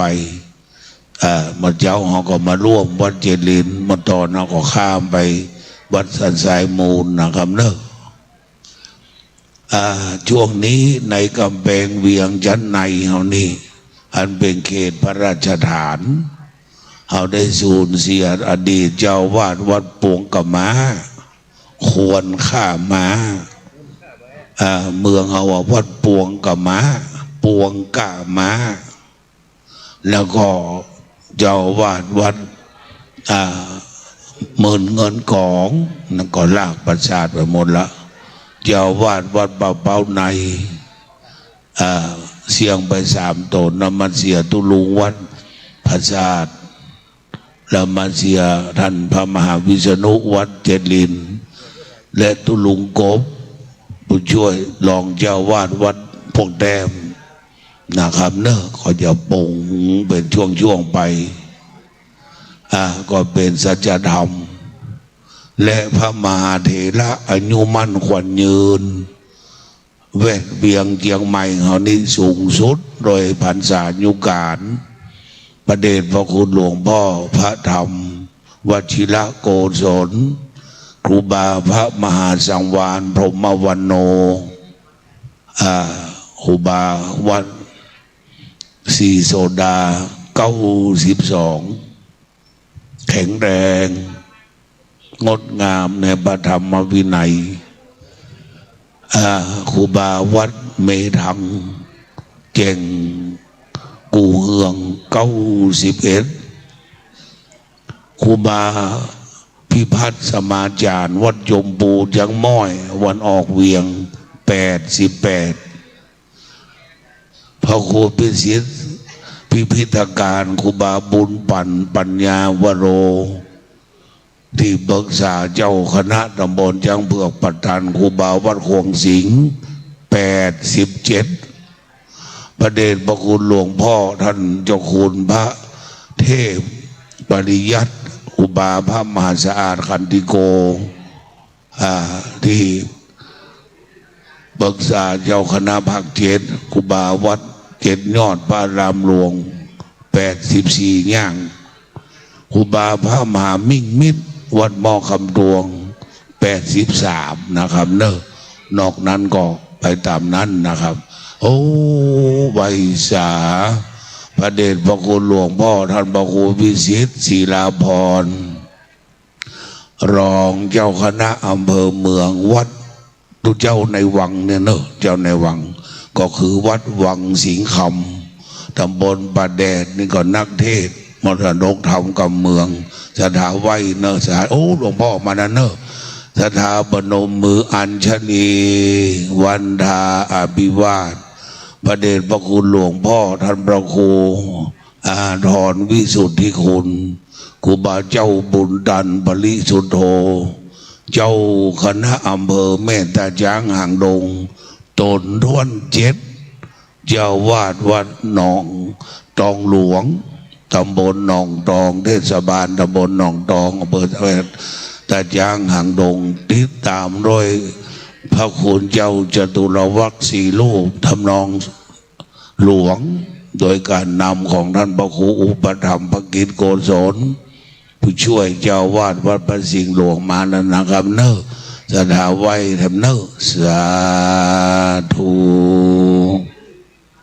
สมณะนันจะทัศนังเอตมังคารมุตตมังการได้หันหน้าดูเจ้าพระเนร เป็นอุดมมงคลยิ่งนะครับเนอะเป็นถ้าถึงเวลาอาจารย์นานเจสีจะได้ประกาศให้คนทำโน่นทำนี่ถ้าถึงเวลาเราบอกควรจะนำไหว้พระเอาศีลสืบไปเชิญอาจารย์นานเจสีได้กำไม้ต่อไปนะครับกับขอบคุณพ่อครูนิพนธ์คุณทรนะครับกับกราบถวายการต้อนรับนะครับองค์ธรรมกถึกนะครับท่านพระครูอาทรวิสุทธิคุณนะครับหรือว่าหลวงปู่บุญตันปริสุทโธ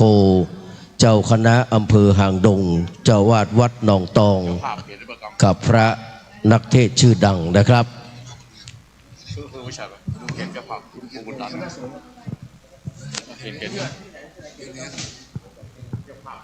กับสำหรับองค์สวดก็ถวายการต้อนรับนะครับท่านพระครูอุปถัมภกิจกุศลดวงจันทร์กุศลจิตโตนะครับกับผู้ช่วยเจ้าวาดวัดพระสิงห์นะครับวรมหาวิหารพร้อมกับคณะสวดทั้งหมดนะครับ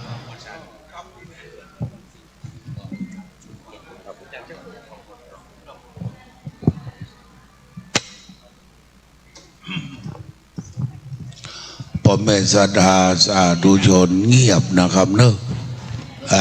หยุดหยุดจากันจะได้เริ่มพิธีกรรมแล้วเพราะพระธรรมกถึกองค์เทศก็มาถึงแล้วพระคุณเจ้าจตุรวรรคสี่รูปจะสวดพระอภิธรรมทำนองหลวงมีหนึ่งเดียวในจังหวัดเชียงใหม่ก็คือวัดพระสิงห์เท่านั้นนะครับเนอะวัดอื่นก็ดึงมามีนะครับนานๆอุทิศชาติคำปันเขียนเจ้าภาพ ทรงประเดชพระคุณหลวงพ่อพระธรรมกถึกองค์เทศโดยนะครับกับจากนี้ไปขอนำท่านทั้งหลายนะครับเข้าสู่พิธีกรรมทางศาสนาในคืนท่วนสี่นะครับในการทำบุญสัตมวานบำเพ็ญทักษิณานุปทานกิจอุทิศถวายแด่ท่านอาจารย์พระมหาวิษณุจารุธรรมโมนะครับกับโอกาสนี้กระผมขอได้รับเมตตาบารมีธรรมจากท่านพระคุณเจ้านะครับหลวงพ่อพระครูวิสิทธิ์ศิลาภรณ์นะครับรองเจ้าคณะอำเภอเมืองเชียงใหม่เจ้าวาดนะครับวัดวังสิงคำได้เป็นประธานจุดธูปเทียนบูชาพระรัตนตรัยกราบพระรัตนาด้วยความเคารพครับทุกคนทุกท่านได้ประนมมือขึ้นเนอ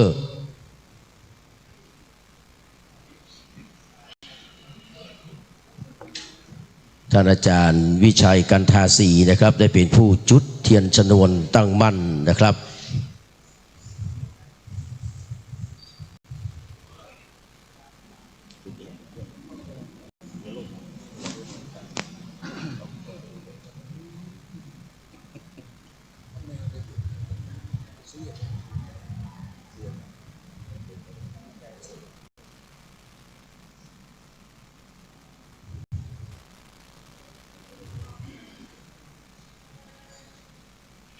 กับกราบนมัสการขอบพระคุณในเมตตาบารมีธรรมของหลวงพ่อพระครูนะครับวิสิทธิ์ศิลาภรณ์รองเจ้าคณะอำเภอเมืองเชียงใหม่นะครับเจ้าวาดวัดวังสิงคำที่ได้เมตตา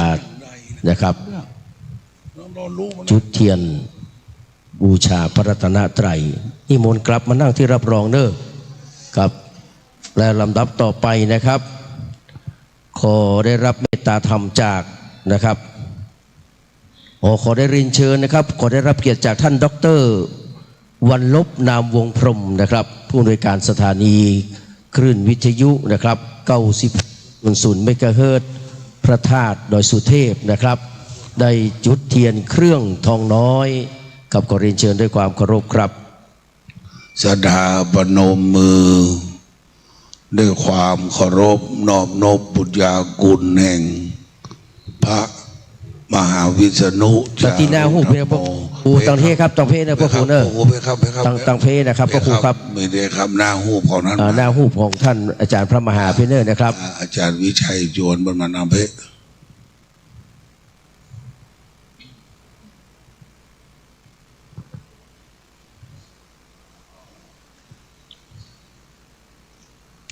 กับขอบครู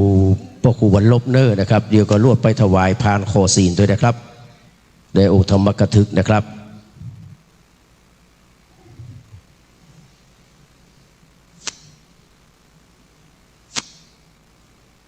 กับขอบครูนะครับท่านดร.วันลบเนอร์นะครับเตียนชนวนไปก่อนดับไปก่อนปกครูด็อกเตอร์มานั่งที่เดิมกราบเรียนเชิญศรัทธาสาธุชนญาติธรรมทุกท่านได้ประนมมือบัดนี้เราจักไว้ยังพระโบสถ์พระบาทพระธาตุพระธรรมบุตรบิมปาสารูปเจ้าเก่าใหม่ใหญ่น้อยอันทะปนาตั้งไว้ยังทิศทั้งสี่อุตระหนเหนือวัดจังตองแต้มบุพะหนวันออกวัดหมื่นตูมดักขินะหนใต้วัดฟอนซอยมัจจิมะหนวันตกวัดปันแหวนตรงกลางคือวัดเจ็ดลินอันทะปนาตั้งไว้เป็นที่ไว้ที่สาแก่คนและเทวดาเจ้าทั้งหลายณบัดนี้กราบหนึ่งกราบสองกราบสามได้ก้าวกำบูชาไฟไหวพระตามแบบเบาโบราณล้านนาเจียงใหม่วัดเจ็ดลินพร้อมกันณบัดนี้เอมินาสังกาเลนาพุทธังอภิปูชยามาเอมินาสังกาเลนาธัมมังอภิปูชยามาเอมินาสังกาเลนะสังฆังอภิปูชยามาอะระหังสัมมาสัมพุทโธภะคะวาพุทธังภะคะวันตังอภิวาเทมิสวากขาโตภะคะวะตาธัมโมธัมมังนะมัสสามิสุปฏิปันโนภะคะวะโตสาวกสังโฆ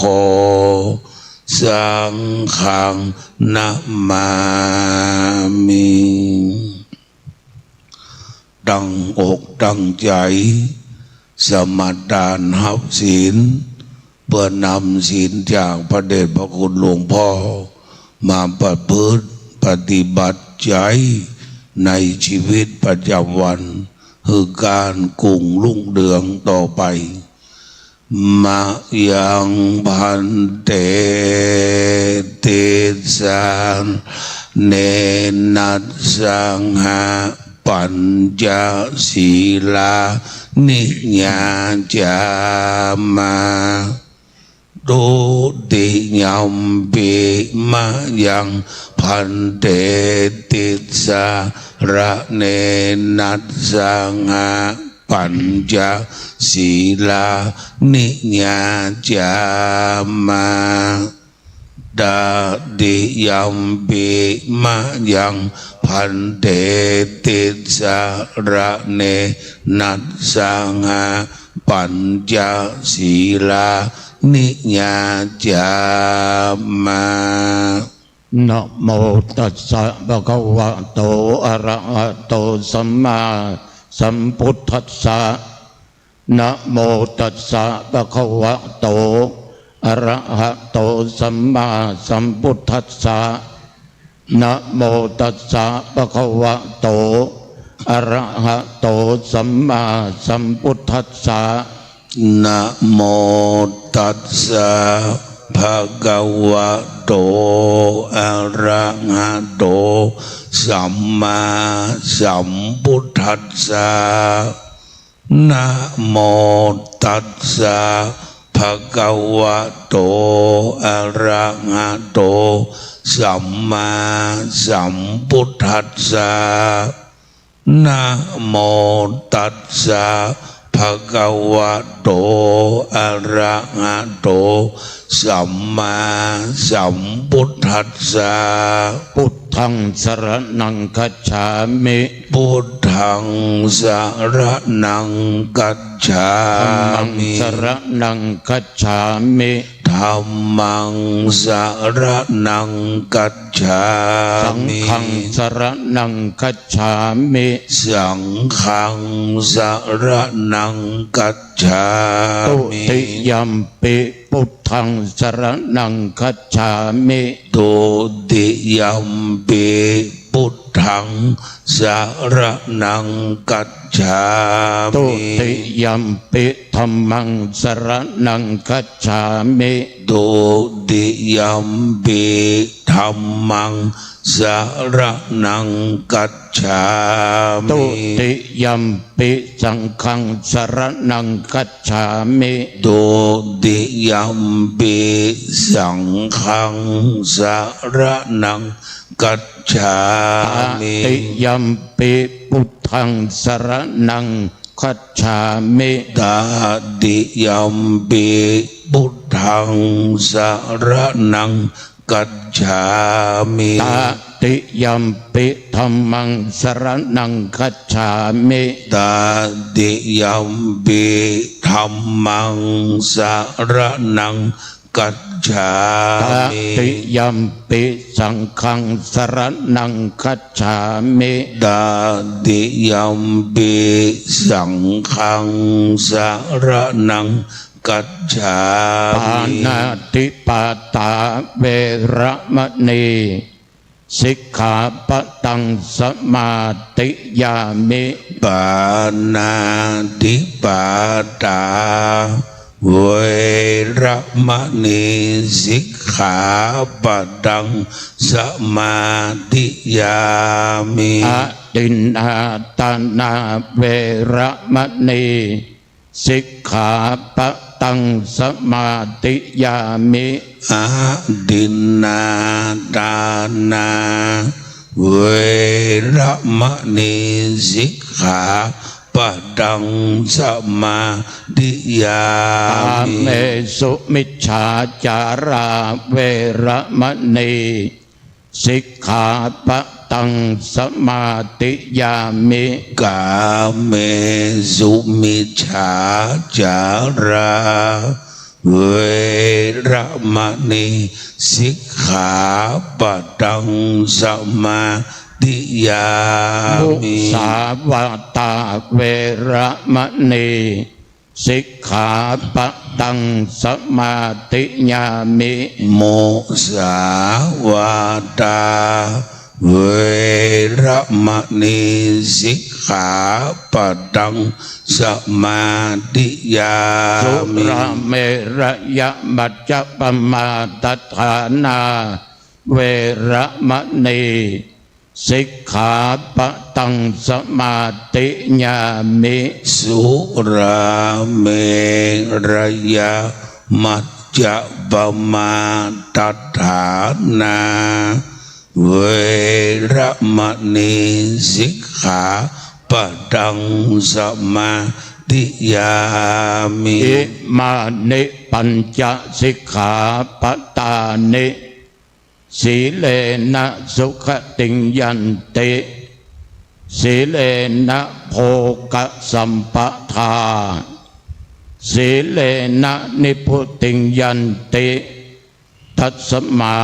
สีลังวิโสทะเย สาธุ สาธุสาธุ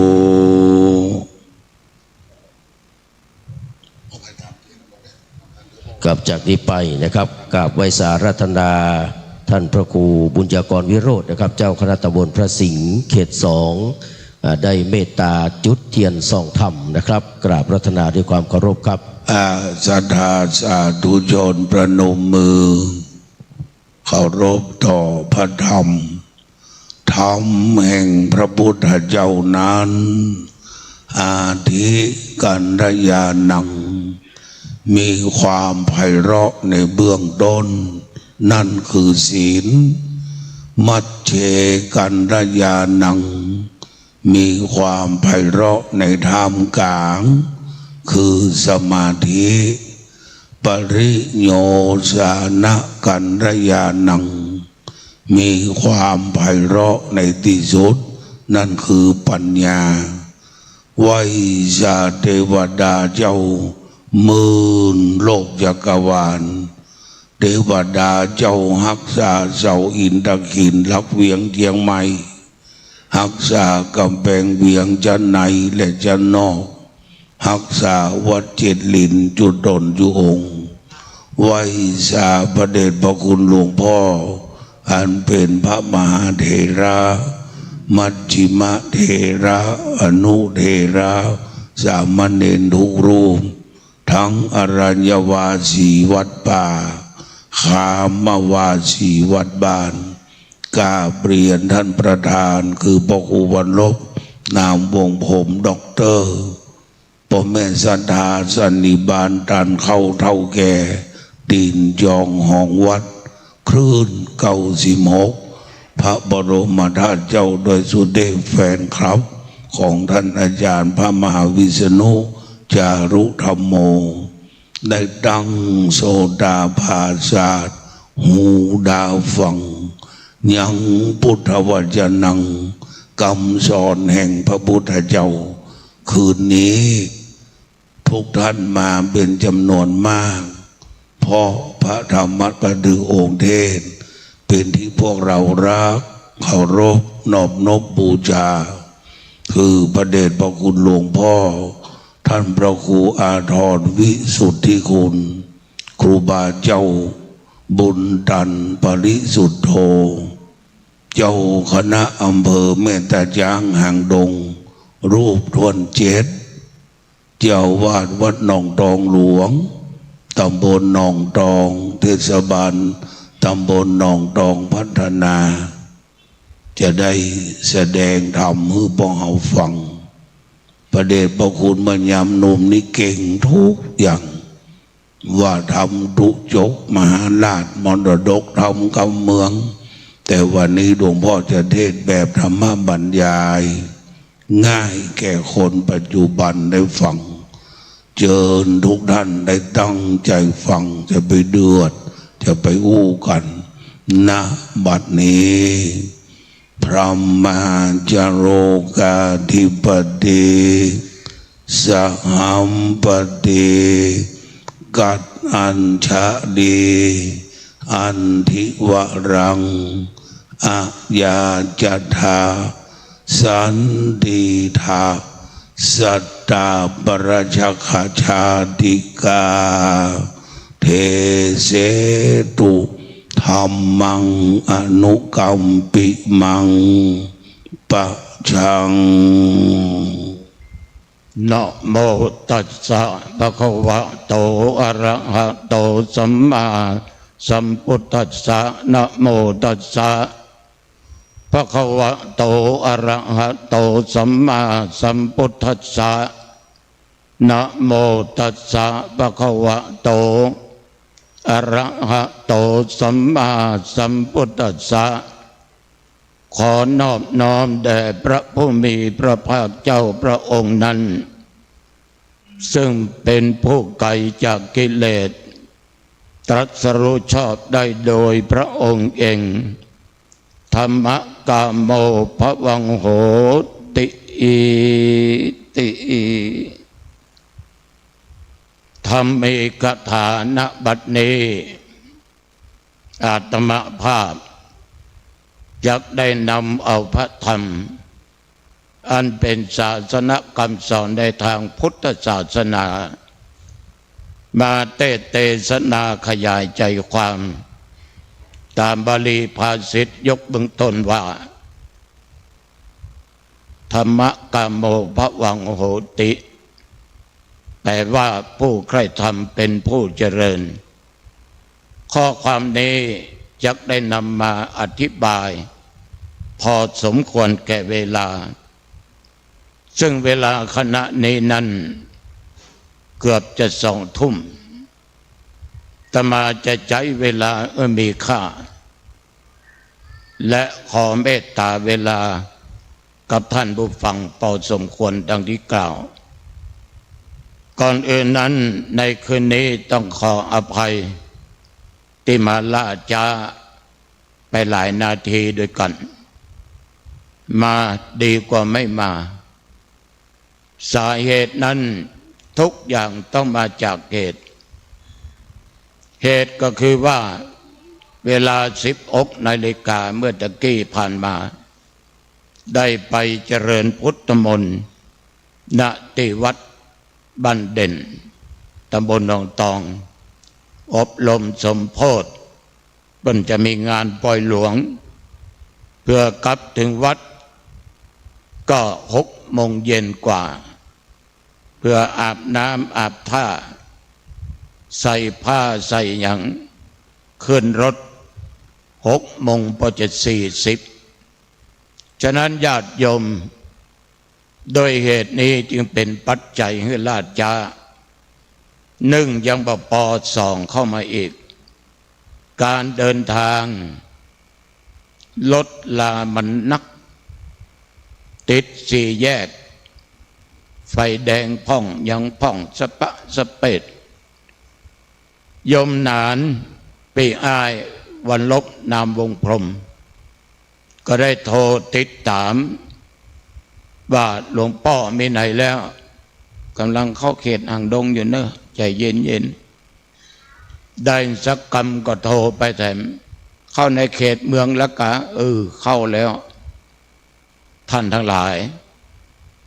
ใจตุเจ้าตัวนี้มานั่งนี่ตั้งแต่เจ้าละโดยเหตุมันจึงมีปัจจัยล่าช้าดังที่กล่าวฉะนั้นอาตมาภาพต้องขออภัยกับญาติกับโยมและต้องขออภัยกับครูบาอาจารย์พระสงฆ์องค์เจ้าจุตนจุองค์ไว้ณโอกาสนี้ท่านทั้งหลายที่ได้มาเทศน์ในคืนนี้นั้นก็ปรารภเหตุอีกนั่นแหละ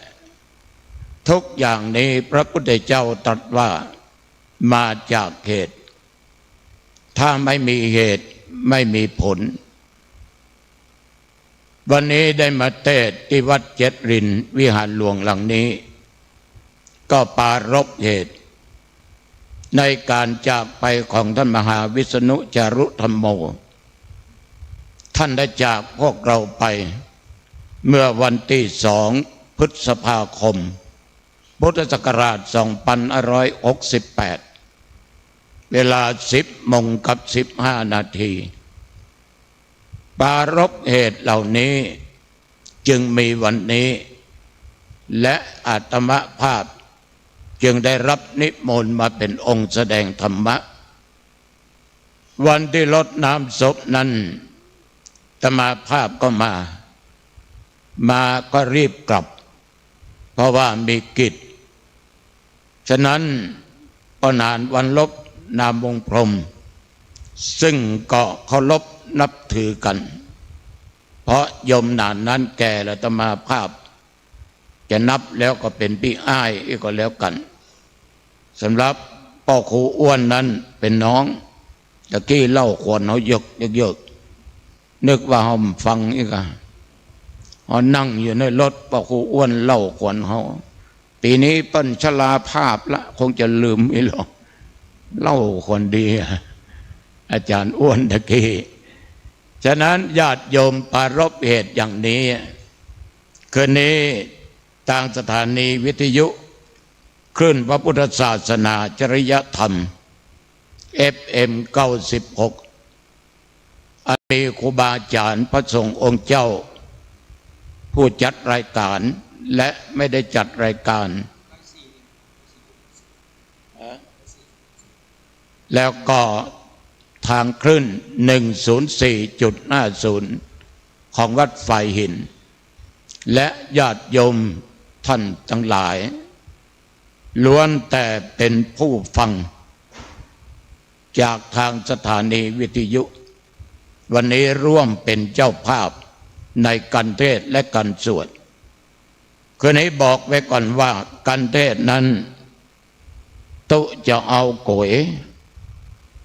กับห่อของขวัญสำหรับซองและปัจจัยถวายให้ไม่เอาเหตุใดญาติโยมอาตมาตั้งใจแล้วเพราะท่านมหาวิษณุเนี่ยเมื่อมีชีวิตอยู่ท่านจะพาญาติพาโยมไปที่วัดหลายครั้งเป็นต้นว่าเดือนจีปีใหม่เข้าพรรษาออกพรรษาท่านจะไปคารวะหลายครั้งหลายคราวแล้วอีกประการหนึ่งงานวัดท่านมีก็นิมนต์มาเป็นสงฆ์แล้วแสดงธรรมะฉะนั้นความคุ้นเคยในส่วนตัวนั้นก็มีมากประการสำคัญท่านมหาวิษณุจารุธรรมโมนั้นก็เป็นพระนักเผยแผ่จัดรายการธรรมะออกทางสถานีวิทยุดังที่ท่านทั้งหลายรับทราบอาตมาเสียดายแต่ไม่เสียใจ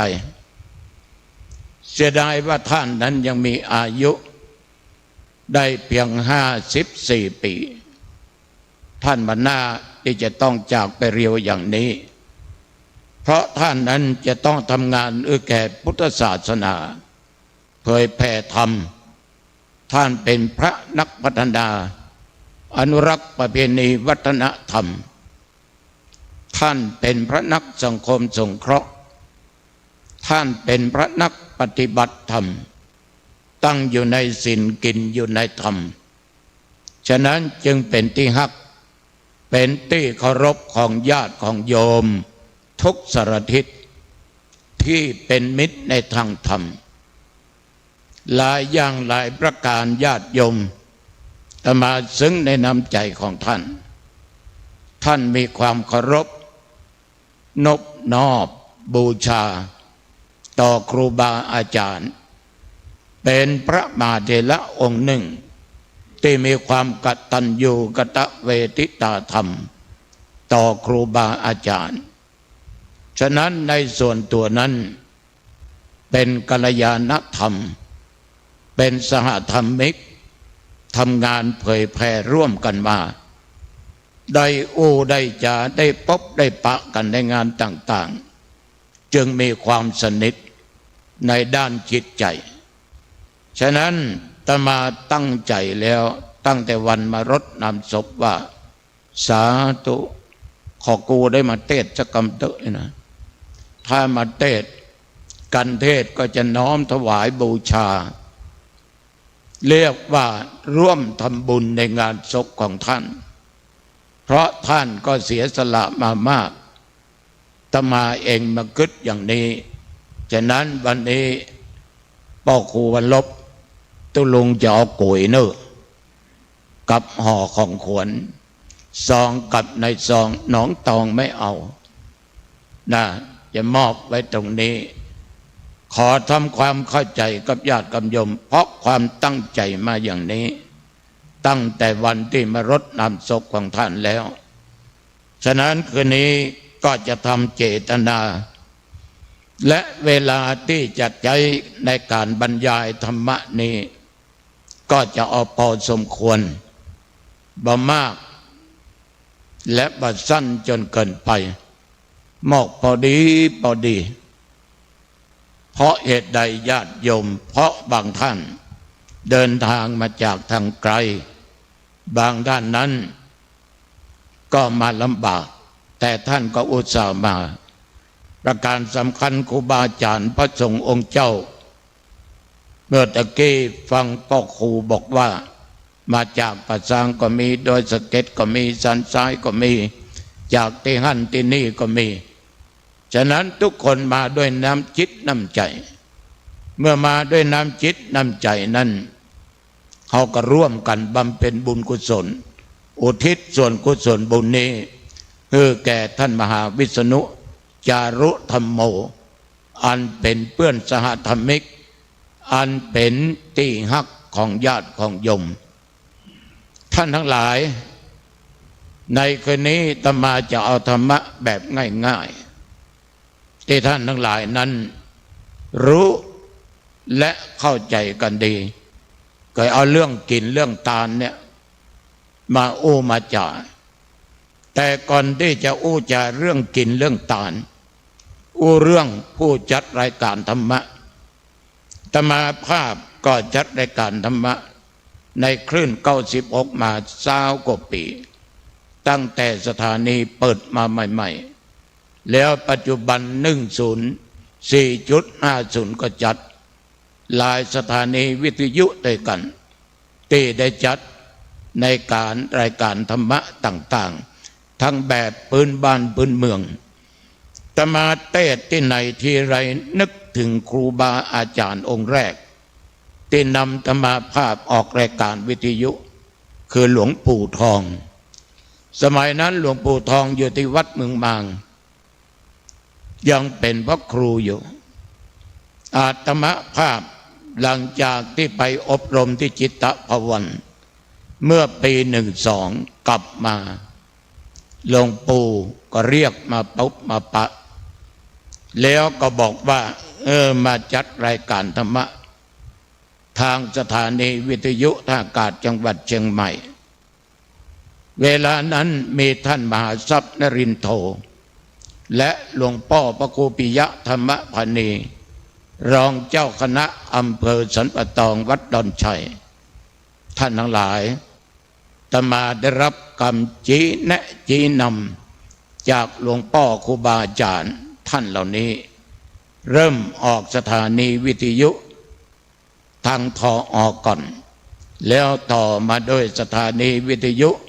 กระจายเสียงแห่งประเทศไทยและหลายสถานีวิทยุญาติโยมที่ออกนานที่สุดคือกระจายเสียงแห่งประเทศไทยจังหวัดเชียงใหม่ได้ประมาณ50 ปีหยุดไป2 ปีแล้วก็ออกต่ออีกมาจนถึงปัจจุบันอาตมานึกดูท่านมหาวิษณุอายุ54ท่านยังบังเกิดเตือนอาตมาภาพก็จัดรายการวิทยุหลายสถานียุด้วยกันโดยมีครูบาอาจารย์มหาเถระอันเป็นที่เคารพบูชาอย่างยิ่งเป็นผู้ชี้แนะเป็นผู้นำออกรายการวิทยุต่างๆตราบเท่าทุกวันนี้เรื่องกินเรื่องทานนี่ทำไมอาตมาภาพเอาเรื่องนี้มาอู้มาจ่าท่านทั้งหลายจะสังเกตได้ว่าทานนี้จะเป็นเรื่องแรกเรื่องศีลเป็นเรื่องรองเรื่องสมาธิเป็นเรื่องติดตามมาเพราะใดทานจึงเป็นเรื่องแรกญาติโยมคนเฮาเนี่ยท่านทั้งหลายถ้าหากว่าจิตใจนั้นเป็นคนใจบุญสุนทานเป็นคนที่เสียสละได้ท่านทั้งหลายศีลก็จะบริสุทธิ์ได้เหมือนกันศีลจะบริสุทธิ์ได้เหมือนกันเพราะขนาดว่ามีทรัพย์สมบัติมีแก้วแหวนเงินทองซึ่งหามาได้โดยน้ำพักน้ำแรงของตัวเองเก็บหอมรอมริบแต่ว่าสามารถบริจาคได้เหมือนกับโยมบางท่านบางคนบ่มีมากบริจาคแต่น้อยตามอัตภาพบางท่านบางคนเป็นหมื่นเป็นแสนบางคนเป็นล้านและหลายล้านคนที่จะเงื้อตานปัจจัยเงินทองสิ่งของได้เป็นแสนเป็นล้านเนี่ยญาติโยมมันไม่ใช่ของง่ายๆมันต้องมาจาก เจตนาศรัทธาอย่างแท้จริงมีความเชื่อเรื่องบาปเรื่องบุญเรื่องบาปเรื่องบุญเชื่อว่าตัวเองที่มีทรัพย์สมบัติมีสิ่งของต่างๆนานาเพราะได้สร้างไว้ในอดีตชาติฉะนั้นคนที่ฮือตานได้เสียสละได้นี่อาตมาภาพว่ามันเป็นสิ่งที่น่ายกย่องอย่างยิ่งพระพุทธเจ้าแต่ละพระองค์นั้นที่จะมาตรัสรู้เป็นพระสัพพัญญูพุทธเจ้าครูบาอาจารย์พระสงฆ์องค์เจ้ารู้ดี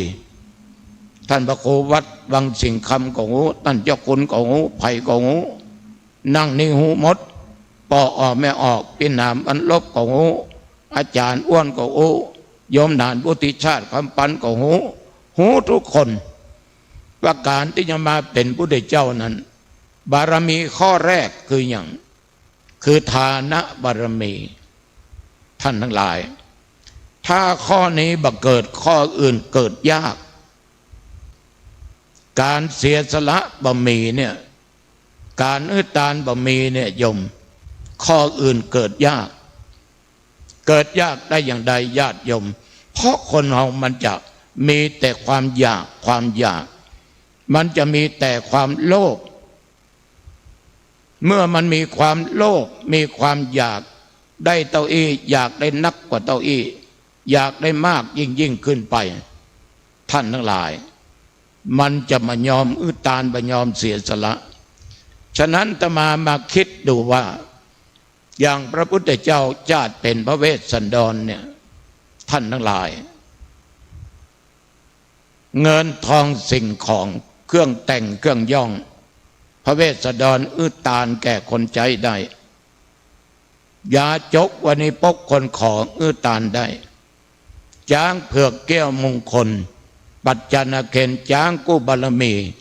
เกิดร่วมวันตำญานกับพระเวสสันดรก็สามารถตานได้ตานแก่พราหมณ์เมืองกริงกราชที่มาขอพระเวสสันดรก็ตานนอกจากนั้นญาติโยมตานวัตถุปัจจัยสิ่งของเงินทองต่างๆก่อนจะออกจากบ้านจากเมืองโดยเหตุที่ตานจ้างเผือกแก้วมงคลตัวนี้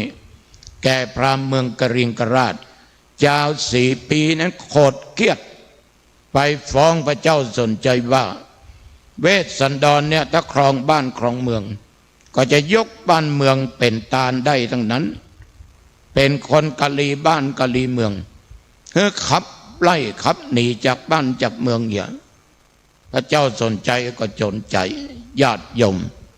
ในที่สุดก็จำเป็นต้องให้ลูกออกจากบ้านจากเมือง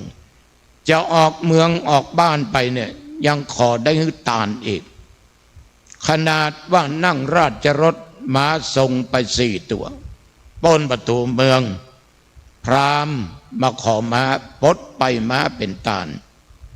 แต่ว่าบุตรเนรมิตแปลงกายเป็นละมั่งจรราชรถพราหมณ์มาขอราชรถตานราชรถแถม4 กษัตริย์พ่อแม่ลูกเตียวติ่นและกำนันลำบากญาติโยมจนไปถึงเขาวงกฏคีรีไปบวชเป็นฤาษีนางมัทธีก็บวชเจ้าจรีกันหาพราหมณ์ชูชกเมียที่ชื่อว่าอมิตตาหรืออมิตดานั้นเคปูพราหมณ์ไปหาข้าจ้วยข้าใจพราหมณ์เข้าไปสู่เขาวงกฏไปขอเอาเจ้าจารีกันหาจากพระเวสสันดรหักลูกดุดแก้วแก่นตายังพดไปลูกตั้ง2เป็นตานแก่พราหมณ์ชูชกเนี่ยญาติโยมลองคิดขนาดลูกนะยังตานได้ในยุคปัจจุบันเนี่ยญาติโยม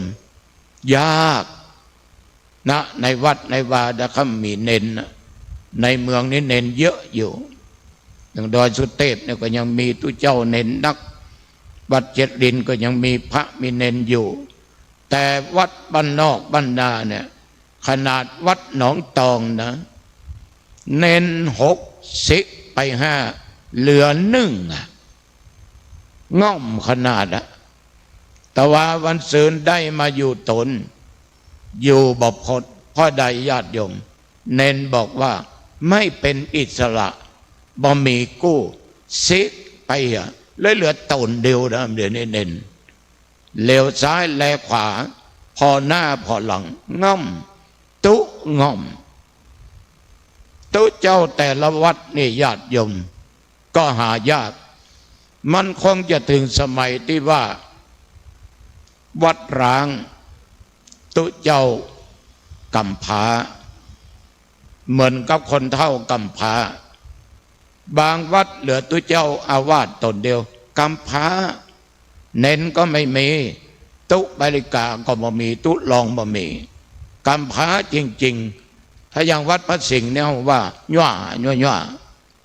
หางดงนี่พระเน้นนักเน้นมี40 ป่ายวัดสลีสุพรรณเปิ้นหมดเป็นเน้นเปิ้นหมดบอกว่าลูกเน้นไปอยู่กับหลวงพ่อสัก3-4 องค์ไปครับบะม่วนครับเปิ้นอยู่กับหมู่เปิ้นม่วนญาติโยมอันเนี้ยต่อไปแต่ละวัดตุเจ้าจะกำพร้าเหมือนญาติโยมคนเฒ่าแก่จะกำพร้าแต่ก่อนนี้ลูกกำพร้าพ่อกำพร้าแม่บัดเดี๋ยวพ่อแม่กำพร้าลูกเพราะไม่มีลูกอยู่ลูกต่างไปทำการทำงานมันมาถึงยุคถึงสมัยพระเวสสันดรนี่ปั้นใจปั้มตาลเจ้าจรีกันนะเกือบไปเหมือนกันขาดสติเพราะว่าพราหมณ์ชูชกเคี่ยนตี2 กุมารเจ้ากันหานั้นออดอ้อนกล่าวสปะสเปดจนพระเวสสันดรขาดสติจะไปฆ่าผู้พราหมณ์ลองลุกไปกระยมขาดสติไปทำอย่างกับพราหมณ์จักไม่ได้เป็นพระพุทธเจ้าฉะนั้นญาติโยมตานลูกตานได้เมียสุดที่รักนางมัทสีก็ตานได้ตานแก่พระอินทร์ตีบแถลงเปตมาเป็นพราหมณ์เรียกว่าอินตาสกพราหมณ์ฉะนั้นการตานเนี่ยตมาเองคิดว่าแม้แต่พระพุทธเจ้าทุกพระองค์เนี่ยก็ปั้มเป็นทานะบารมีเรื่องทานเป็นเรื่องใหญ่เรื่องศีลเป็นเรื่องรองอันนี้ตัวเจ้าหนองตองคิดอย่างนี้นะอาจารย์บรรลบคิดอย่างใดเขาก็หมูเนอพ่อครูอ้วนคิดอย่างใดพระครูเขาคิดอย่างใดแต่ผมคิดอย่างนี้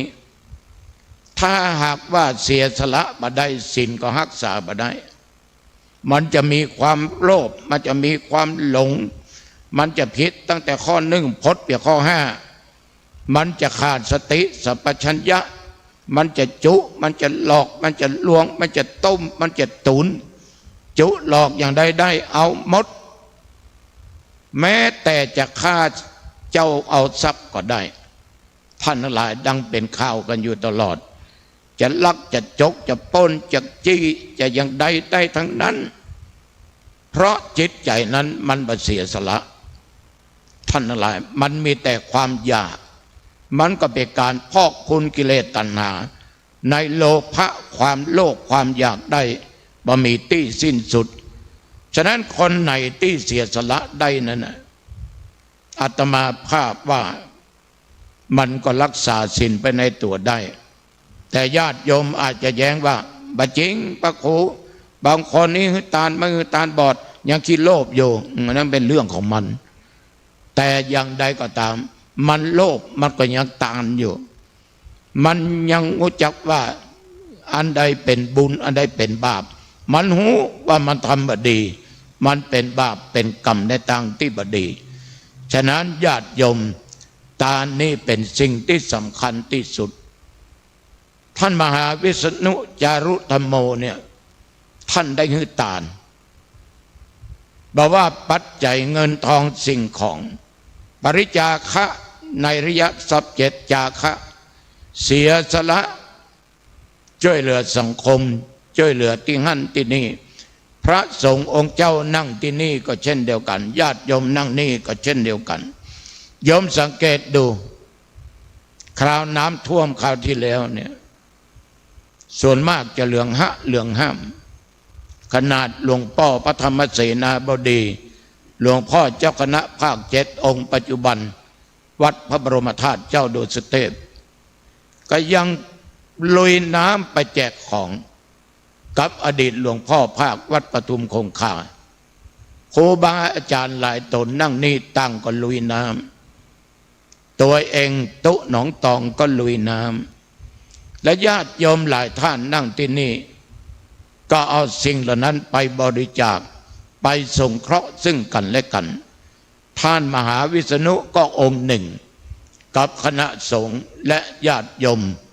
ก็ติดตามในการไปช่วยเหลือสงเคราะห์ผู้ประสบภัยฉะนั้นการเสียสละเนี่ยญาติโยมเป็นสิ่งสำคัญยิ่งถ้าเสียสละได้จิตใจอ่อนโยนจิตใจเกิดบุญเกิดกุศลจิตใจกลัวบาปท่านทั้งหลายถ้าเสียสละบ่ได้มีแต่ความโลภอันยังจะเกิดขึ้นอย่างบ้านเมืองโลกเอาปัจจุบันสังคมปัจจุบันเนี่ยคำว่าปอนั้นมันบ่มีท่านทั้งหลายปอมันบ่มีแต่ว่าบางคนนั้นน่ะปั้นหูจักปอแต่บักเกียรติค้านโยมต้องเข้าใจธรรมะของพุทธองค์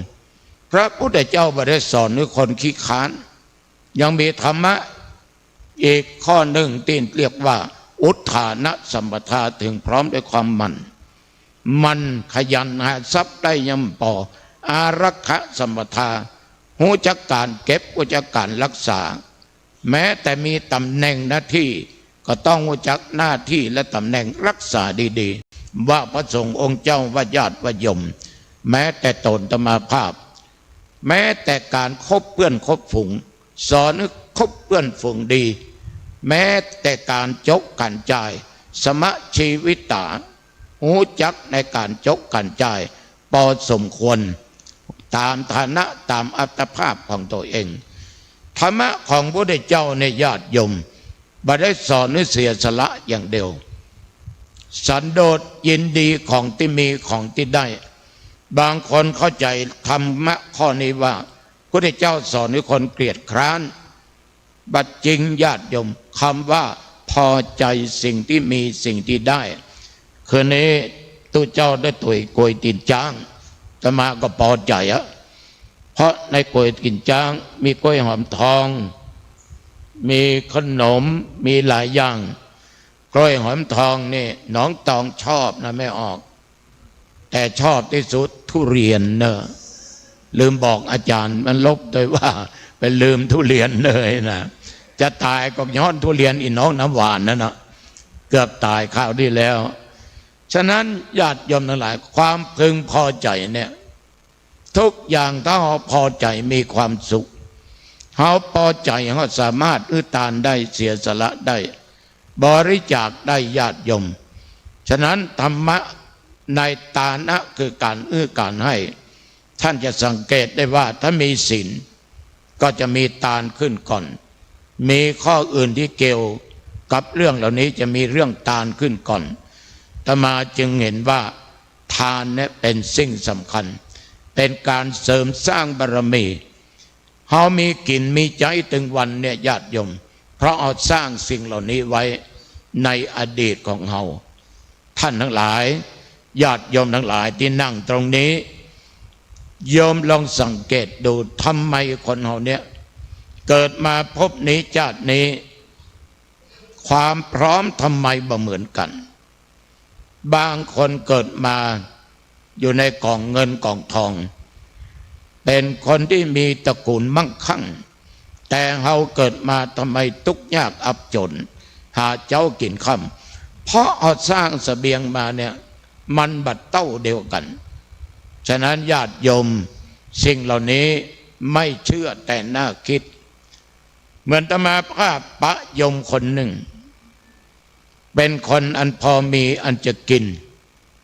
แต่คนนี้บ่ได้ร่ำรวยบ่ได้เป็นเศรษฐี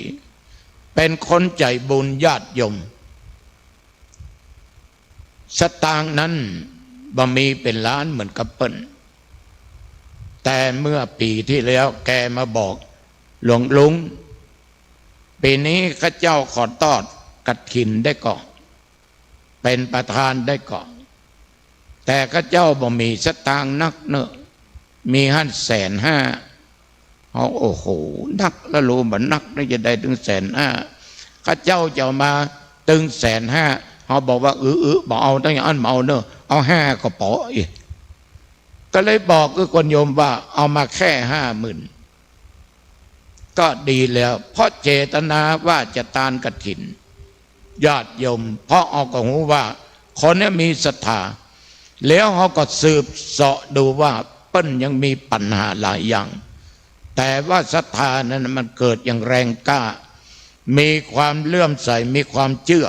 เรื่องบาปเรื่องบุญโยมคนนี้อยู่2 คนลูกสาวท่านทั้งหลายตกมาลูนว่าแม่ตอดผ้ากฐินเอาเงินมาถวาย50,000ลูกสาวนั่นญาติโยมเดือดแม่ทีหลังว่าแม่อวดมั่งอวดมีอย่างเขาได้หน้าเขาได้ตาอย่างสดายสตางค์ถึง50,000ก่อนตัวเจ้าจะไปอย่างก็โมโหเป็นเรื่องเป็นราวขึ้นดีนะถ้าแม่มา150,000เนี่ยญาติโยมมันจะเดือดร้อนขนาดไหนแม่บอกว่ากูก็ยังเก็บไว้ถึง100,000ก็รู้ตัวลุงประกอบจะเอาถึง100,000รู้บอกให้กูมาตาน50,000นั่นนะฉะนั้นญาติโยมบางสิ่งบางอย่างเนี่ยเรื่องกินเรื่องตานนี่จะมาภาพขอฝากกับโยมอย่างภายในครอบครัวถ้าโยมจะฮื้อตานอย่างฮื้อถามกันเนี่ยก่อนระหว่างสามีภรรยาคนภายในครอบครัวต้องตกลงกันเนี่ยก่อนสิ่งเหล่านี้จะมาภาพมีประสบการณ์มาเยอะเพราะเป็นนักเทศมาตั้งนานท่านทั้งหลายบางครั้งเนี่ยไปเทศพอสะดุ้งนะเคยญาติโยมฟังละไปเทศอันที่หนึ่งแม่เปิดเป็นแฟนพันธุ์แท้สั่งลูกสั่งเต้าว่าถ้าแม่ตายวันใดนิมนต์ตุหนองตองอันเทศเนื้อคนแก่นั้นตายปุ๊บลูกก็โทรไปที่วัดหลวงพ่อวัดหนองตองแม่งก็เจ้าแม่นยอมมีอย่างอีแม่ตายละโหเนี่ยอย่างตายเมื่อใดตายแต่เจ้าแล้วยอมมีอย่างอีแม่เปิ้นสั่งว่าถ้าเปิ้นตายนิมนต์หลวงพ่อเทศเอาเก่าเทศวันใดศพไปกี่วัน5 วันนับดูจะเอาคืนสุดท้ายไม่ได้ติดก็เลยได้คืนรองผลปรากฏว่าญาติโยมไปคืนรองนั้นไปถึงบ้านงานศพก็นั่งธรรมาสอย่างเนี้ยการเทศนั้นเป็นกะละมังในสมัยนั้นแล้วเขาก็เอาผลหมากลากไม้ใส่สิ่งที่อาตมาชอบที่สุดมีทุเรียน2 แก่นหนึ่งมันเตี้ยขนาดมันเตะกูดังนมาขนาดนักตนาก็เทศวันนั้นเทศธรรมหาราชไปถึงตอนที่กำลังล่ำดับจางตัวหนึ่งเจอว่าใจยาการเล่นการตัวหนึ่งเจอว่ากำลังหนีไปเสียงน้องสาวเป็นอ้วกกับพี่สาวว่าอีปี้เอาทุเรียนใส่กันเทศที่แก่นพี่ก็ว่ากูก็ใส่ถึง2เฮ้ยเพิ่นอย่าไว้กินแก่นย่าพี่ไปใส่อย่างถึง2โอ้โหใจตมาบดีละตมากำมั่มมึกหลับหน้าหลับหูหลับตาเทศจนจบเน้นเดินตังก็บังคมสมเร็จเสด็จจบเรียบร้อยมรรคนายกคือประจาน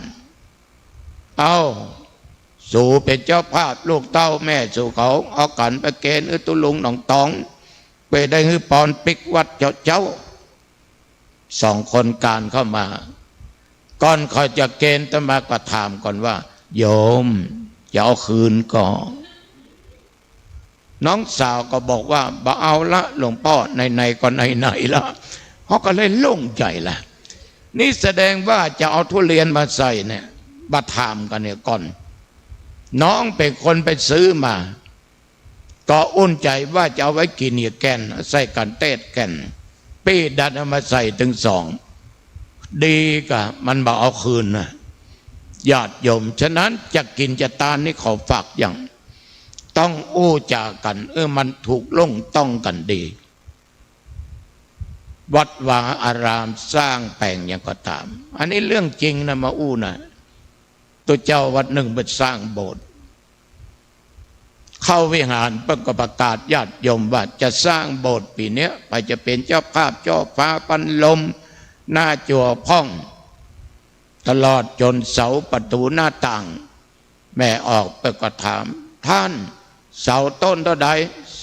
30,000เอาต้นจดเลยตัวเจ้ากับกรรมการก็จดเป๊กไปบ้านไปบอกโยมพ่อจ่ายว่ามันตุเปิ้นจะแปลงโบสถ์เสาต้น25,000ค่าก็หับมาต้นอวดมั่งอวดมีไปอยู่กับมันเนี่ยแป้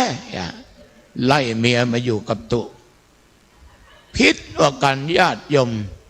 แต่ตัวเจ้าตัวนี้ฉลาดมากถ้าเอ่ยไปท่านพระครูบางสิ่งคำหูจักดีพระเอ่ยนะท่านทั้งหลายเนี่ยเวลาจะกินจะทานเนี่ยต้องถามกันเนื้อดีๆจะทำอันอย่างเนี่ยโยมจะไปเกินฐานะเกินอัตภาพทำไปนะทำน้อยก็ไม่เป็นไรขอมีศรัทธามีเจตนาบริสุทธิ์ในการทำอย่างใดก็ตามทานเนี่ยมันเป็นการเสียสละมันมักจากด้านจิตใจของโยมคนเสียสละได้ในญาติโยมสุดยอดละสามารถศีล5 ข้อจะบริสุทธิ์ไปตัวอาจจะบันแน่เหมือนกันบางคนยังมีความโลภอยู่ในจิตในใจมันอาจจะผิดไปพ้องแต่ว่ามันยังเสียสละได้เหมือนตมายกตัวอย่างพระเวสสันดรหรือพุทธเจ้าเกิดแต่ละชาตินั้นต้องสร้างบารมี10ครบแต่ว่าข้อแรกก็คือฐานะบารมีท่านมหาวิษณุกับมหาท่านญาติโยมท่านก็เป็นพระนักพัฒนานักเสียสละเหมือนท่านพระครูทั้งหลายที่นั่งตรงหน้าพระสงฆ์ทุกรูปที่นั่งตรงนี้ดูเพลินๆแล้วเหมือนท่านบัดเนี้ยบัดทำอะไรอย่างแต่จริงนะไม่ออกตัวเจ้าทำเนอะเนี่ยปัจจุบันเนี่ยดราม่ากันอย่างขนาดนักท่านบอกเจ้าคุณปีนี้คนไปใส่บาตรบนดอยนักก่อแล้วใครยังไปลงหาว่าบลายหาว่าสงสารเน้นมากอิโลเน้นเป็นพันกับบาตรเปล่าอิโลคนตักบาตรไม่มากนะขายที่หน้าหัวเนาะญาติโยมทั้งหลายคนไปทำบุญจัดนักจัดหลายแต่ข่าวไปลงอย่างนั้นข่าวไปลงท่านทั้งหลายลองคิดดูดีๆพระสงฆ์องค์เจ้าเนี่ยญาติโยมที่เขาดราม่าไปอย่างหนึ่งว่าห้ามถวายปัจจัยให้แก่พระห้ามพระรับปัจจัยห้ามใส่ปัจจัยห้ามเอาปัจจัยใส่บาตรพระท่านทั้งหลายว่าเป็นบาปก่อนไม่ออกเป็นบาปก่อนโยมว่าเป็นบาปว่าเป็นกรรมว่าเป็นเวรอย่างสักอย่างโยมได้บุญได้กุศลแล้วถามว่าตัวเจ้าผิดก็เขาก็ผิดเพราะโยมมาตานึงเขาโยมมาใส่นึงเขาโยมถวายนึงเขาคนเหล่านี้ญาติโยมบอกหูจักชีวิตของตัวเจ้าอย่าทำมาเนี่ยมาแวะปั๊มน้ำมันตะกี้ใส่น้ำมันมาแล้วนะปันนะโยมแม่มันเมื่อใส่ฟรีรู้พนักงานก็เก็บปันบาทจ้างมาฉันเข้าที่เนี่ยร้านอะไรอย่างก็ตีมคันคลองนั่นน่ะถ้ามาประชุมงานวัดประจิงจะแวะไปกินก๋วยเตี๋ยวนะจานก็ได้โยม60จ่าย60มันจะให้กินฟรีถ้าเข้าร้านไปปะโยมใจดีใจบุญอย่างแคนได้กินฟรีหลวงพ่อวันนี้ถวายนะเนี่ยแคนน้อยจ่ายสปีเหตุอันนะฉะนั้นญาติโยมพระก็จะเป็นต้องใจเนตรอันพระครูวัดวังสิงห์คำตอดพระป่าโรงพยาบาลนครพิงค์บันไดก็เก็บละเนี่ยตัวเจ้าก็ต้องจ่ายนะโยมแม่ ต้องขอกัน งานนั้นงานนี้จิปะทะต้องจบต้องจ่ายจะเอาเงินวัดมาจ่ายก็จะโดนเขาว่าเงี้ยหมอประกาศให้ญาติโยมมาร่วมบริจาคเขาจังเมื่อจะตายท่านได้ยินอโลเขาคว้างหัวลำโพงเมื่อจะตายเขาแจ้งเขาด่าเมื่อจะตายตัวเจ้าก็จำเป็นต้องจบต้องจ่ายต้องกินต้องตานท่านทั้งหลายดูแล้วเหมือนตัวเจ้ามาต้องจำเป็นต้องได้จกได้จ่ายได้ใจอย่างลองไปหาหมอกันโง่ท่านพระครูวัดวังสิงคำท่านไม่ได้เสี่ยงก็ไปคลินิกเสี่ยงก็เสี่ยงนะนอตั้งคึด500 สาว480เสี่ยงเต้าเดกันยมนอกจากเจอหมอใจบุญท่านถวายให้ท่านรักษาให้ฟรีญาติโยมท่านผู้ฟังทั้งหลายฉะนั้นพระเนี่ยจำเป็นอยู่ต้องใช้แต่จะใช้ถูกต้องก่อนถ้าใจผิดมันก็ผิดแม่กโยมถ้าใจถูกมันก็ถูกเนี่ยอย่างท่านมหาวิษณุครูบาอาจารย์สักขะสร้างวิหารหลังเนี่ยโยมมาถวายพระป่ากฐินท่านก็สร้างนั้นสร้างนี้เหมือนกับพระสงฆ์องค์เจ้าหลายตนหลายองค์ฉะนั้นญาติโยมทำบุญอุทานไปเถอะโยมบ่ได้บาปได้ทั้งสิ้นได้กระบุญกุศลทั้งอันน่ะเพื่อโยมภูมิใจที่เขาได้เกิดมาเป็นเจ้าพุทธเขาได้สร้างบุญสร้างกุศลทานะเป็นข้อสำคัญก่อนที่จะไปถึงศีลไปถึงเรื่องของศีลฉะนั้นในคืนนี้อาตมาก็เอาเรื่องทานเนี่ยมาอู้เล็กๆน้อยๆฝากกับญาติกับโยม20:34เขาจะจบละอาจารย์มันลบตินเขาเป็นเน็ตละประเดี๋ยวนี้นะเจ็บเอวละขลับผ่องนี่นะอย่างใดก็ตามฝากโดยย่อโดยสังเขปเพื่อท่านทั้งหลายได้นำไปใจทานนั้นจะเอตมังกลมุตตมังการทานเป็นมงคลต่อชีวิตมงคลคือสิ่งดีดีนั่นคือบุญก็คือมงคลฉะนั้นญาติโยมท่านทั้งหลายในคืนนี้ท่านทั้งหลายมาทำบุญต่างคนออกบ้านออกจองว่าจักทำบุญอุทิศส่วนกุศลไปหาจิตวิญญาณของท่านมหาวิษณุจารุธรรมโมเป็นพระมหาเถระที่เฮาเงือการเคารพนับถือกันท่านได้จากเฮาไปเขาก็มีอย่างฝากไปให้ท่านจะซื้อก๋วยเตี๋ยวฝากไปก็บ่ถึงท่านชอบอะไรอย่างจะฝากไปก็ไม่ได้เป็นวัตถุสิ่งของไปก็ไม่ได้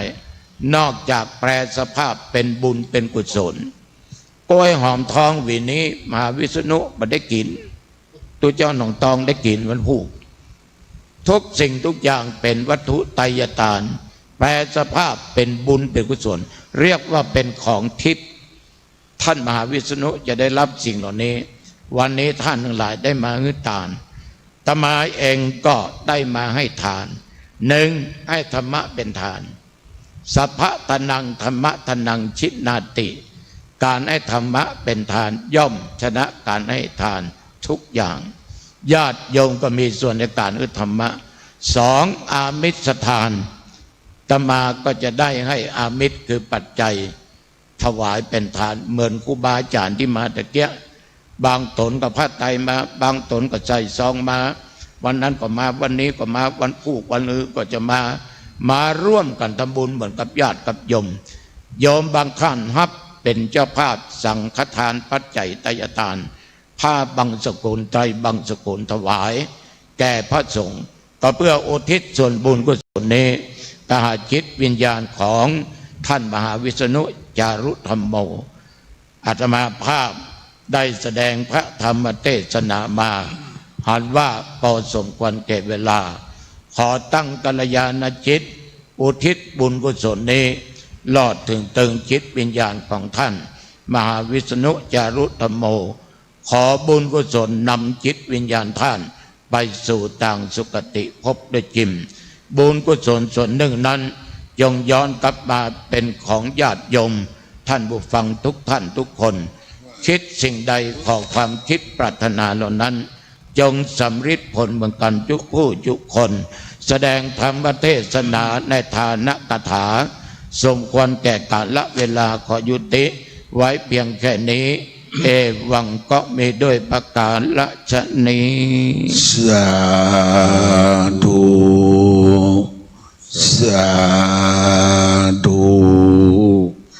สาธุ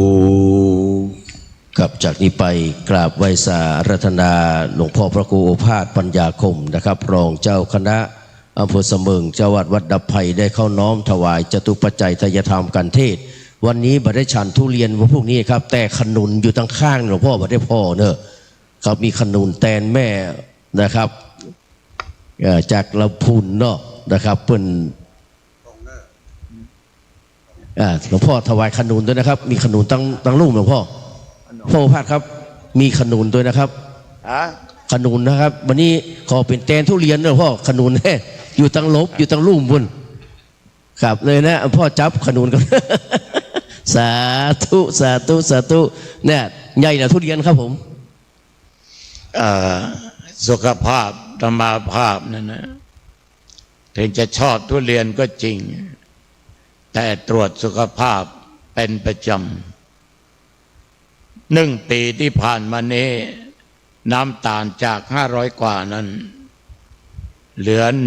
108 109ความดันธรรมภาพปกติดีมากเยี่ยมไขมันเลวไขมันดีปกติเยี่ยมการสะสมต่ำกว่า7มี5เยี่ยมมากตับปกติไตปกติทุกอย่างในร่างกายปกติญาติโยมความดันถึง400กว่าในข่าวที่แล้วขอฝากกับทุกท่านว่ากายภาพบำบัดนั้นดีที่สุดดีที่สุดถ้ามันออกกำลังกายนี่จะมาติดเตียงถ้าขี้ค้านนี่ติดเตียงผมนี่ดึงขึ้นดึงลงเนี่ยวันจะเป็น700-800 รอบเดินอีกวันหนึ่งอย่างน้อย30-40 นาทีถึงวันนี้ไม่ออกฉันทุเรียนบ่เป็นอย่างแต่เขาก็ฉันพอดีอย่าเกินดีอย่างเกินดีจังแตกอันตรายนะกินข้าวล้อมน้ำลงออกรายการตี 5จบป๊บดื่มเอ็มชัว1 แก้วอันนี้จำไว้เนอะถ้าอย่างไปตาหนึ่งตู้เจ้านะเอ็นชัวเนอะเอ็นชัว1 แก้วกาแฟดำ1 แก้วก้อยไต้เหิมเฮอ1 แก่นไข่ลวก1 ฟองยอดก็ไม่ออกทุกวัน7 โมงครึ่งฉันข้าวต้มแหม่มถ้วยถ่ายปกติดีถ่ายดีมากๆอย่างโยม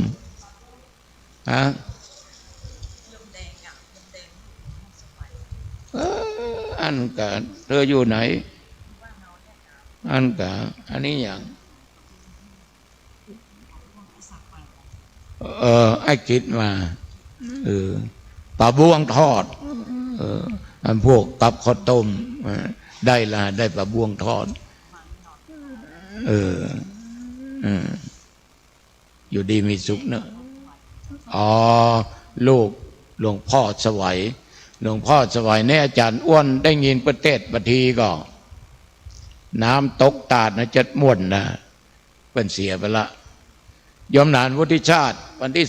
24นอที่เฮานอบิ๊กละก้าเอาปอนก่อน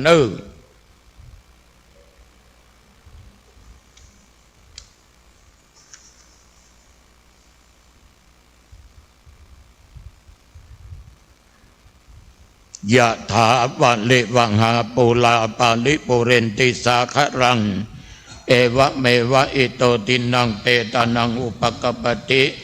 อิชิตังปฏิตังตุมังคิปะเมวะสมิจันตุ สเปปุเรนตุสังกปาจันโตปนรสโสยถามะนิโชติละโสยถาดีและบัดนี้หมายมีสมณะศรัทธามหามุลศรัทธาตั้งไปในไปนอกไปในหมายมีประเดชพระคุณหลวงพ่อพระสงฆ์องค์เจ้าจุตนจุองค์โอนแองอ่องไปนอกนั้นก็หมายมีทางสถานีวิทยุขึ้นพระพุทธศาสนาจริยธรรมศีลธรรม FM 96 เมกะเฮิรตซ์และทางสถานีวิทยุขึ้น 104.50 วัดป่าหินตลอดจนบรรดาญาติโยมผู้ใจบุญทุกสารทิศอันเป็นมิตรในทางธรรมได้มีจิตเป็นกุศลได้ปูชาพระธรรมนิมนต์ตนตัวอาตมะเทศนาบทต่อแต่นั้นตกแต่งดังอามันยังทุปะบุภาลาจาดวงดอกเขาตอกดอกไม้ลำเทียนวัตถุปัจจัยตยธรรมน้อมนำมาปูชาพระธรรมถวายเป็นทานในตัวเราก็มีธรรมะเมตตาอ่อยหน้าปฏิกหะรับเอาแล้วขอละบุญกุศลเหล่านี้มีเจตนาว่าจักได้อุทิศหน้าบุญกินบุญทานไปหาดวงวิญญาณผู้ที่ตายไปสู่ปรโลกไปหน้าเมื่อวันที่2 เดือนพฤษภาคมพุทธศักราช2568อันมีนามก่อนชื่อว่าท่านมหาวิษณุจารุธรรมโมเมื่อท่านได้วางอารมณ์อะไรจิตใจไปมาบ่จ้างได้ตกวางอบายภูมิทั้งสี่ได้ตายไปเป็นเพศเป็นผีเป็นเปตวิสัยอสุรายกายเกินข้างวัดวาบ้านจองหอเรือนไร่นากรรมเขตพระเทศบ้านเมืองเมืองฝ่ายสายสินทุวาแม่น้ำเถื่อนดำและคูหาดังอันก็ดีขอกุศลบุญกินบุญทานเหล่านี้ปกยกออกจากที่ร้ายคลายเข้าสู่ทางที่ดีกันอยู่ที่ดีแล้วเป็นเข้าน้ำติด10 ประการยังตนตัวท่านมหาวิษณุจารุธรรมโมได้กินได้บริโภคได้พ้นจากที่ยากได้ปราศจากที่ทุกข์ได้ถึงสุขตีคาตาละบัดนี้ยามนี้นั้นจุงจักมีเที่ยงแต่ดีหลีสปิติโยวิวัจจันตุสัพพะโลโกวินัสตุมาเตภวะตวนตรโยสุขิติขายุโกภวะอภิวาตานะสีลิสนิจังวุตตาปัจจายโนจตารโรธรรมาวัฏันติอายุวันโนสุขังพลังธรรมตานังวัตถุตานังโภชนะตานังปัจจยตานังอุติสะตานังนิพพานังปรมังสุขังสาธุสาธุสาธุ กับกราบนมัสการขอบพระคุณในเมตตาปรินิธรรมนิมนต์ท่านเจ้าคุณครับพระสิทธิวชิรานุกูลได้เข้ารับปัจจัยนะครับที่หลวงพ่อได้เมตตาถวายคืนนะครับหมู่เฮาสาธุกันเนอร์นะครับ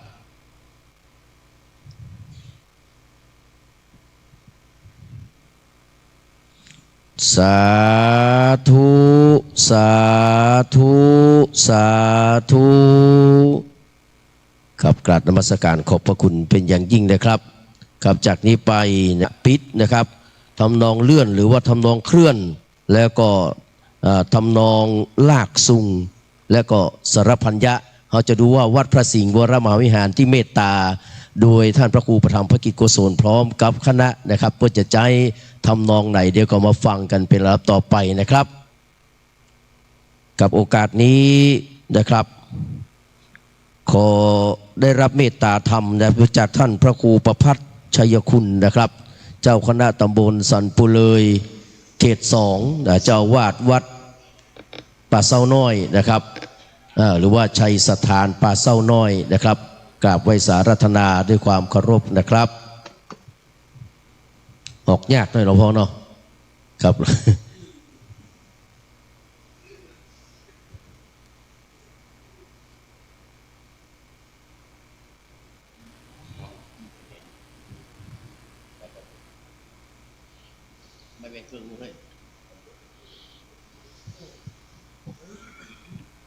กับกราบนมัสการขอบพระคุณ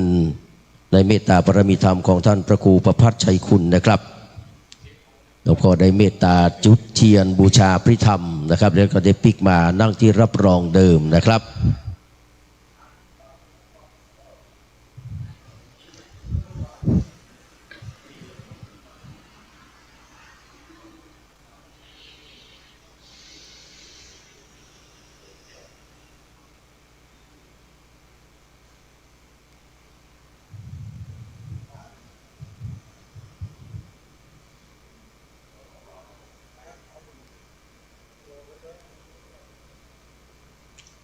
กับจากนี้ไปพระสงฆ์ทั้ง4รูปนะครับได้เมตตาจับตรปัดพัดรองไปไม่กลับหลับไม่ตื่นฟื้นไม่มีจะได้เมตตาสวดพระพิธรรมทำนองหลวงเป็นลำดับต่อไปนะครับกราบอาราธนาด้วยความเคารพครับนะโม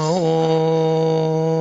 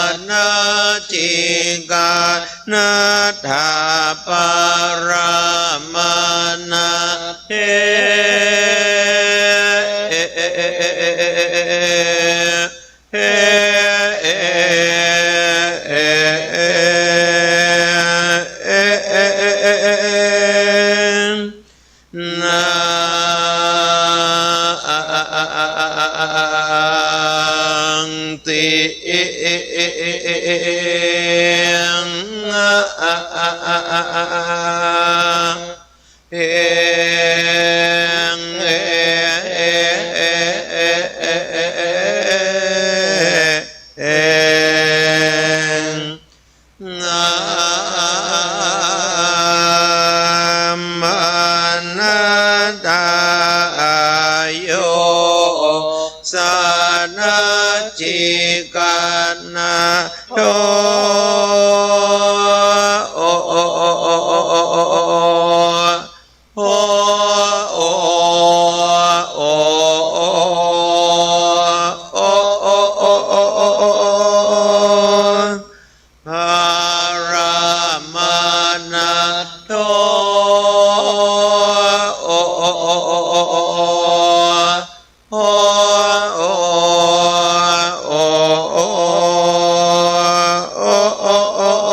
โอทาโต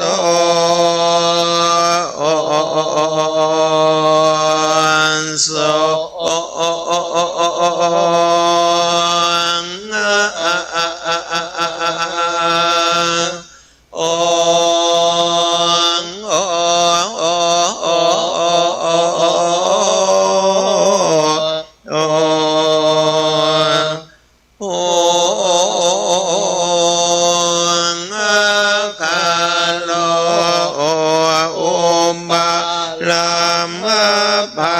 ติสานาจิกานาถาปารมานาเท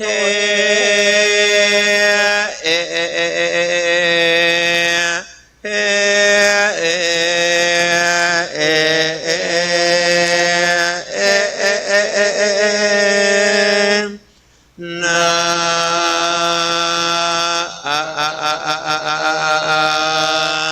ติ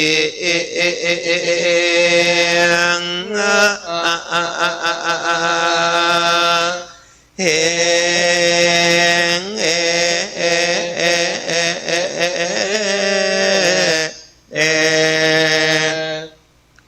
นา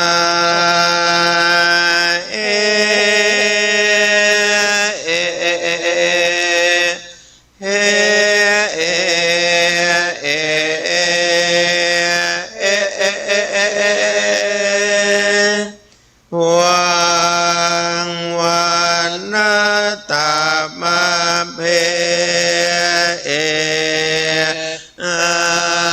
ญชันนาอินิพัง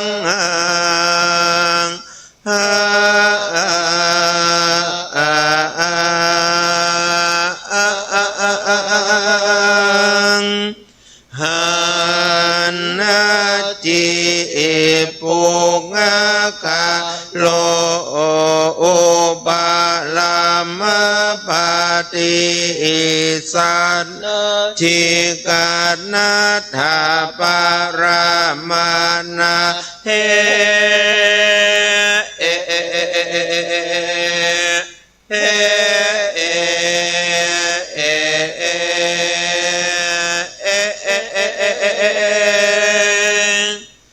นา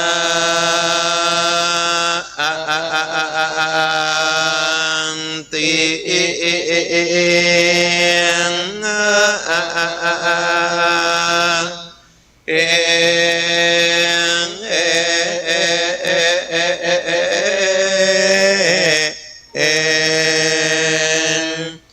มินัญชา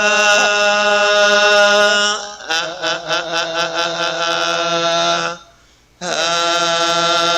ง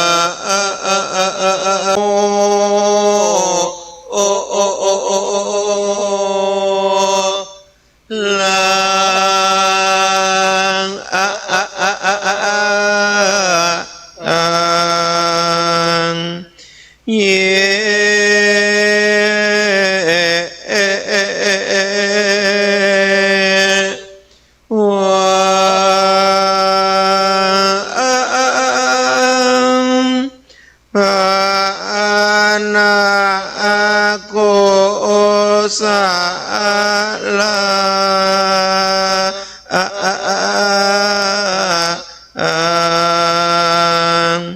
สัมมาเมนเตงเ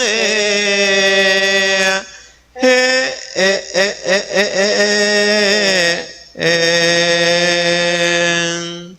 นะ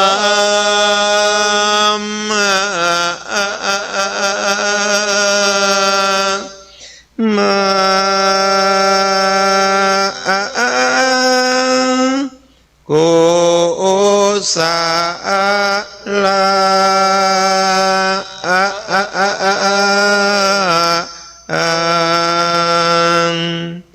เย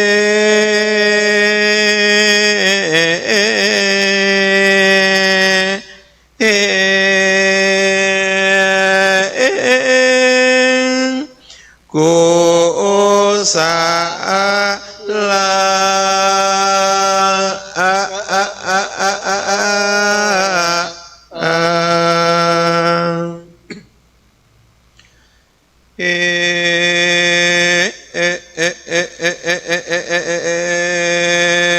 ตุปาจาโย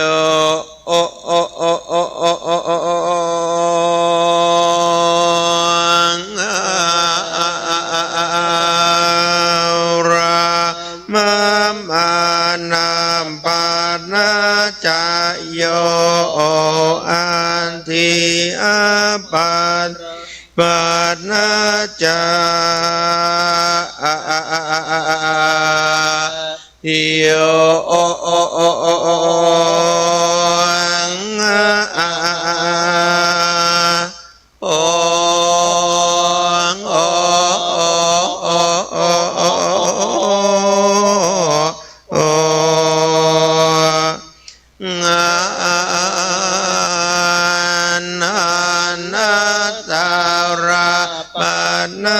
จโยสามานันนาตาราบานาจาโย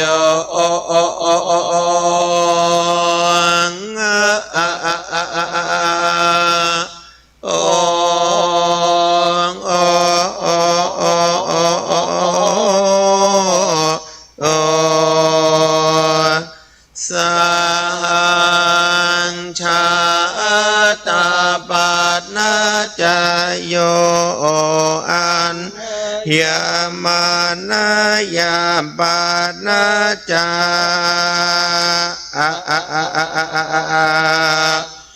โย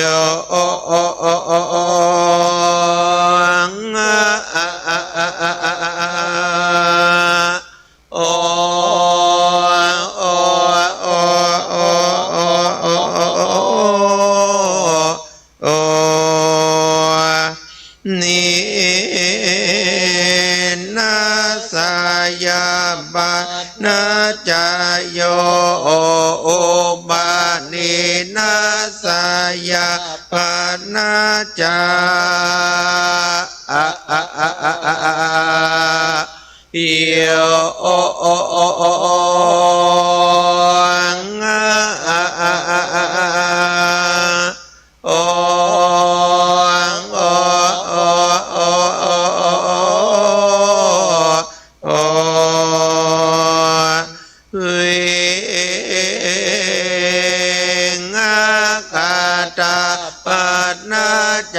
โโยอาวิกากาตาปันนาจาโย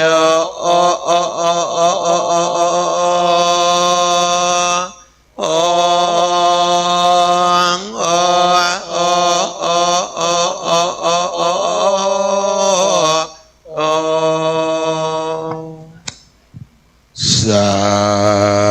ธุสาธุสาธุ ครับจากนี้ไปเจ้าหน้าที่จะได้นะครับลาดผ้าภูสายงนะครับเขาจะได้ทำพิธีทอดผ้ากับไตรบางสกุล2 ชุดบางสกุล2 ชุดนะครับก็วันนี้ได้ฟังการสวดพิธรรมทำนองหลวงนะครับก็เวลายกของนักลากของนักนี่เขาจะต้อง1 2 3แล้วก็อึบนะครับเพื่อที่จะไล่ไปการสวดพิธรรมทำนองหลวงก็เช่นเดียวกันนะครับกับจากนี้ไปนะครับจะเป็นการทอดผ้าไตรบางสกุลนะครับกับในชุดแรกจะเป็นของท่านพระคุณเจ้าทั้งนะครับชุดแรกชุด2นะครับกับขอกราบไหว้สารัตนาท่านพระคุณเจ้าในชุดที่1นะครับท่านพระมหาประสิทธิ์ธรรมาภินันโทนะครับท่านพระมหาสัตวัตรนะครับคัมภีรธรรมโมท่านพระครูใบดีกาประเสริฐประสันโนพระอาจารย์ธนิตยานวิโรด็อกเตอร์นะครับทั้ง4 รูปในชุดแรกครับกราบอาราธนาครับ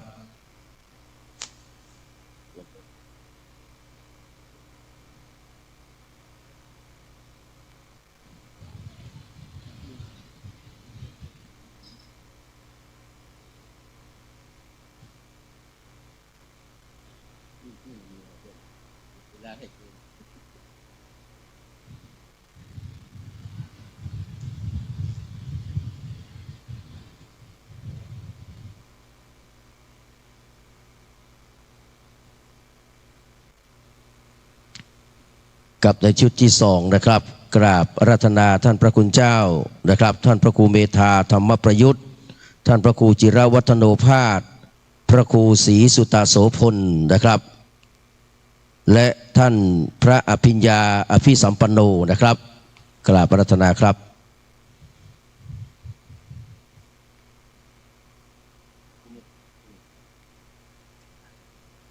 ครับได้ไปรับผ้าเลยครับ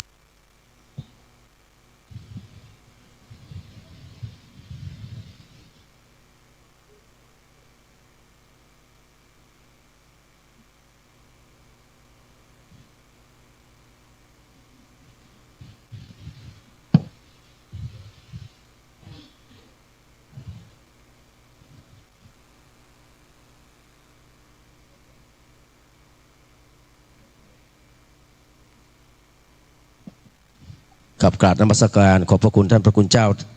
ทั้ง2 ชุดนะครับจากนี้ไปเป็นของพี่น้องศรัทธาชาวบ้านนะครับ2 ชุดนะครับชุดแรกนะครับ4 ท่านนะครับขอได้รับเกียรติจากท่านอาจารย์พันนีบุญประเสริฐนะครับท่านที่2คุณแม่อมพรศิริพินนะครับท่านที่3คุณศักรพีสุภานะครับประธานกลุ่มหนุ่มสาวจังหวัดเชียงใหม่นะครับท่านที่4คุณประโยงบุญช่วยนะครับเรียนเชิญครับกับท่านท่อนวางข้างบนเลยนะครับ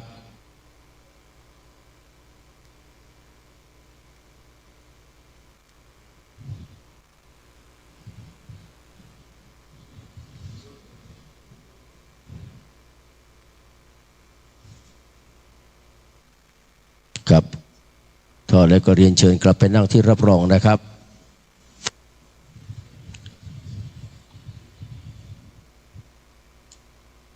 กับนี่เป็นชุดแรกครับเรียนเชิญกลับไปนั่งที่รับรองนะครับต่อไปเป็นชุดที่2นะครับพระบางสกุลนะครับพี่นานวุฒิชาติคำปันนะครับแม่ครูธัญญาทองอิมครับแม่จันเพนคำโพธานะครับ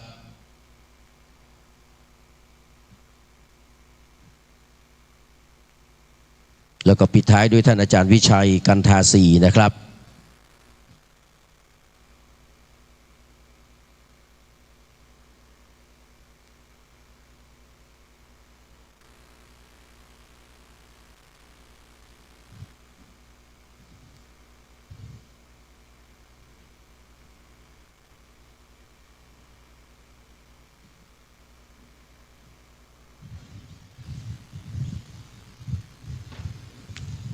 ขอบพระคุณทั้ง8 ท่านนะครับกลับไปนั่งที่รับรองนะครับ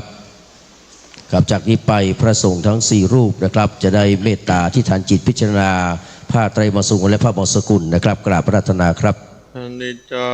วัตสังขาราอุปาทวยธัมมิโนอุปัชชิตวานิรุชันติเทสังอุปสมโมสุโข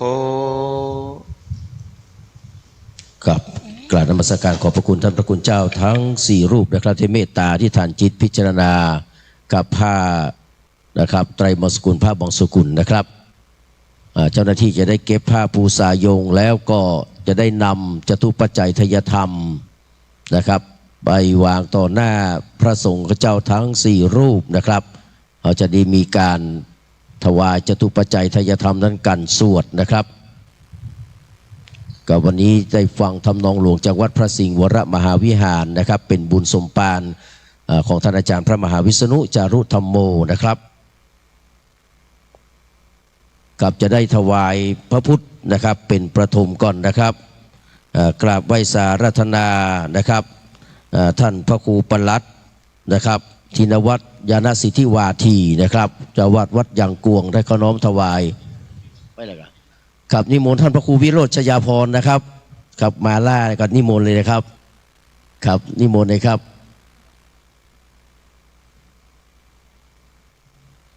หรือว่าลุงแซมนะครับลุงใจไอแซมนะครับขณะที่ท่านพระครูวิโรจน์ชยาพรนะครับถวายกันพระพุทธมูเฮาสาธุกันดังๆเน้อนะครับพระครูอ้วนนำเลยสาธุสาธุสาธุกราบนมัสการขอบพระคุณนะครับท่านพระครูวิโรจน์ชยาพรกลับมานั่งที่รับรองนะครับครับแล้วจากนี้ไปนะครับถวายนะครับสวดพระพิธรรมนะครับ4รูปนะครับท่านอาจารย์พระมหาอำนวยปัญญาวชิโรด็อกเตอร์นะครับท่านพระครูประหลัดกิติพงศ์กิติโสพโนด็อกเตอร์นะครับท่านพระมหานรากรยานังกโรด็อกเตอร์นะครับแล้วก็ท่านอาจารย์พระมหาฉรวยนะครับอรุโนด็อกเตอร์นะครับครับ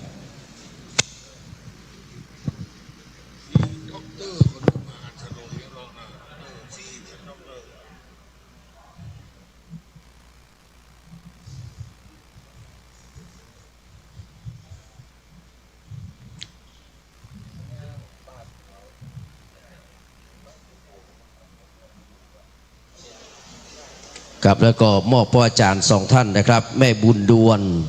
หรือว่าแม่ลำดวนนะครับทุนคำและก็แม่สุปรีวงคำมานะครับกับเรียนเชิญเลยนะครับที่พ่ออาจารย์อ้วนนะครับ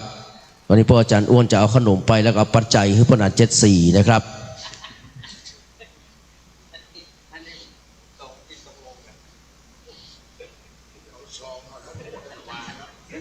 เอามอบพระครูอ้วนเลยครับมอบพระครูเลยครับครับครับพร้อมกันเลยสาธุสาธุเนอะครับกลับไปนั่งที่รับรองเนอะฮับปอนนะครับ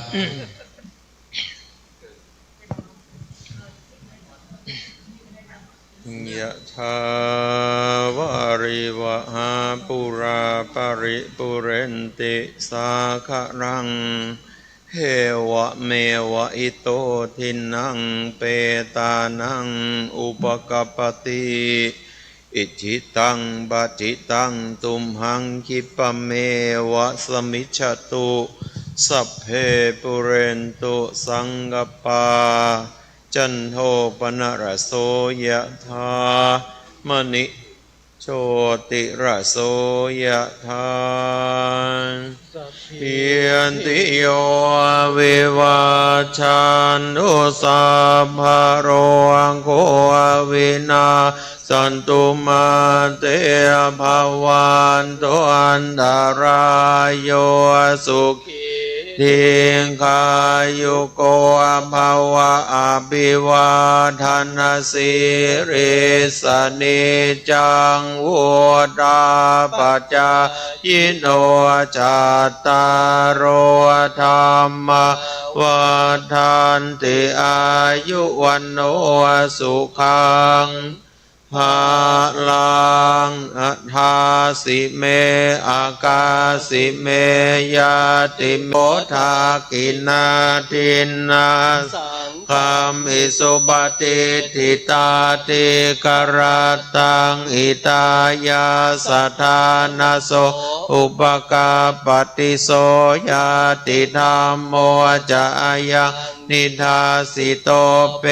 ตานะปูชาจักตาลาภลันจะพิโกนามโนปฏินังตุเมอิปุญญังบัสสุนอนาปการติภวตุสัพพมังกรังรากันพระเทวตาสัพพพุทธานุมาเวนัสทธาโสติภวันตุเตภวันตุสัพพมังกรังรากันตุสัพพเทว สาธุสาธุโบราณล้านนาเจียงใหม่เจ็ดลินบ้านเรามันครบองค์สามเขาได้หืดาน รักษาศีลเจริญจิตภาวนาเดือนนี้4 พฤษภาคมเป็นวันชัตรมงคลถวายเป็นพระราชกุศลแด่พระบาทสมเด็จพระวชิรเกล้าเจ้าอยู่หัวผู้ทรงพระคุณอันประเสริฐกราบเรียนทุกท่านมือขวาซ้อนมือซ้าย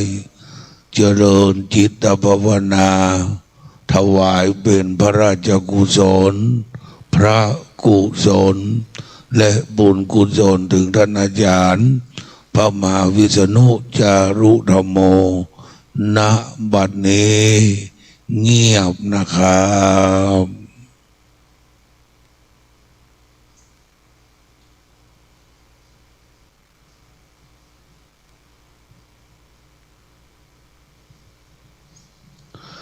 พอควรแก่เวลาประนมมือขึ้น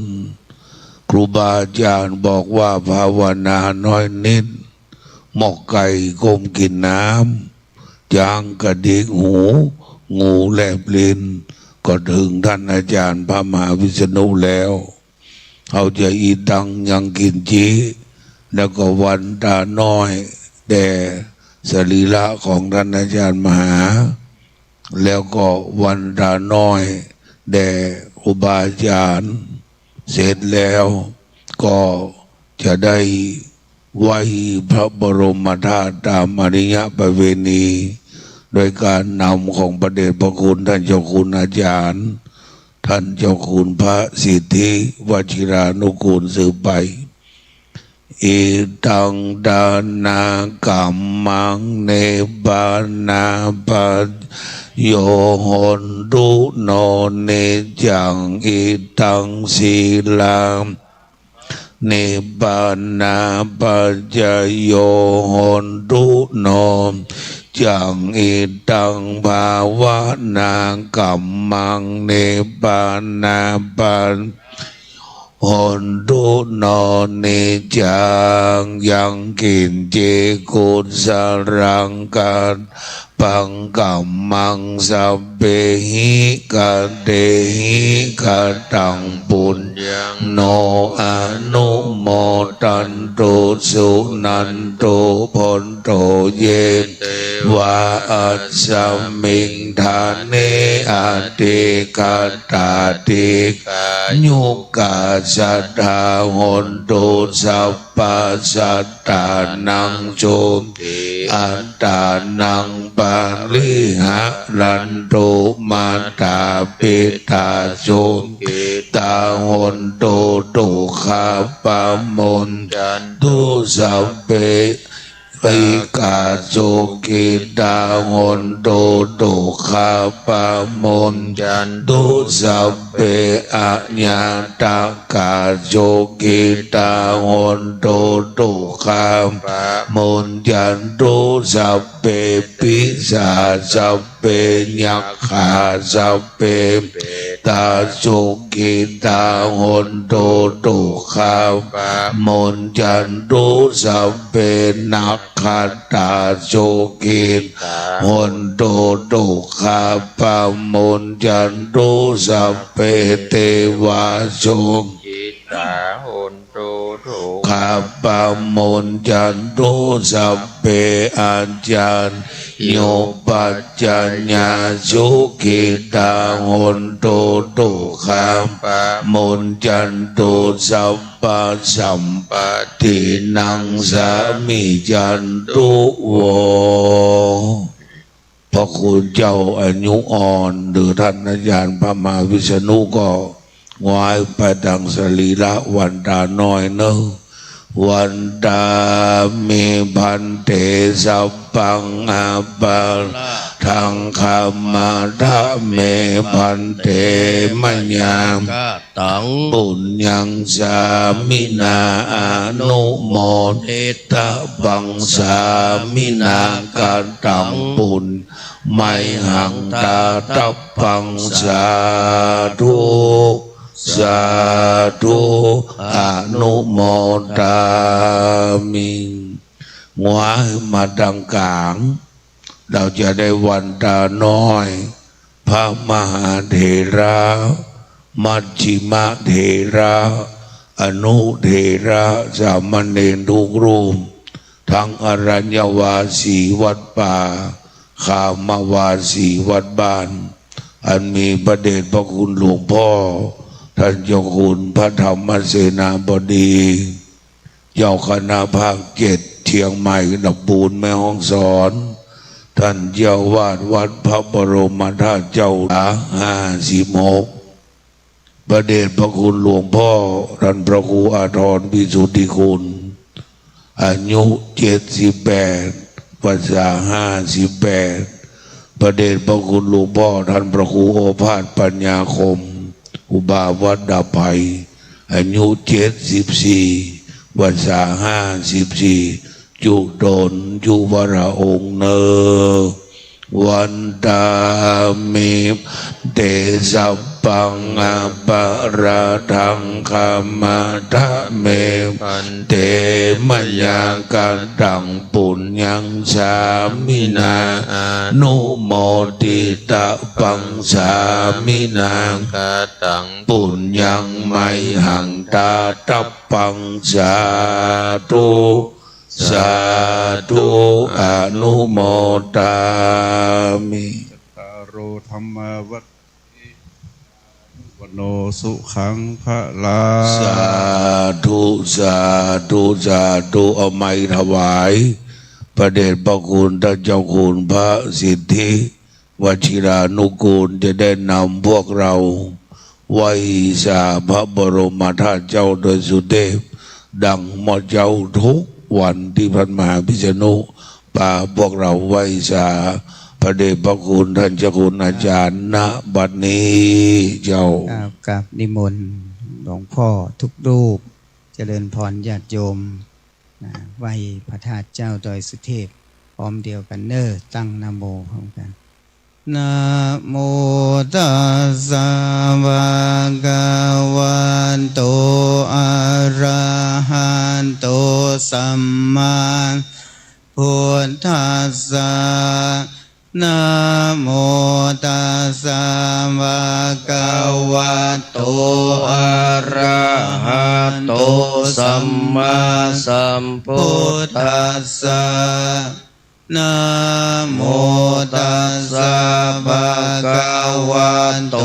อะระหะโตสัมมาสัมพุทธัสสะสุวรรณเจติยังเกสาวระมันทาลุงคังวรัญญาธาตุงสุเทวานามกังนาราเทเว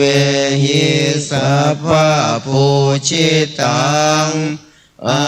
หังวันทามิสัพพทาปัญญาวา อัสสมิงเยวะจันทิมาอิวะทารยันปิตากาตาเยสาสนานิยานิเกติโมคขัมปะตามาวรังอาปายานิวารนังอรหังสักขะโสปานังปัฏฐามังอุปัชฌังคหาเปตวะปัตตาจิวรันยังชาตังสังฆมัชเชพุทธาสวาหขอกราบขอบพระคุณพระเดชพระคุณหลวงพ่อมีหลวงพ่อพระครูโอภาสปัญญาคมหลวงพ่อพระครูวิสิตศิลาพร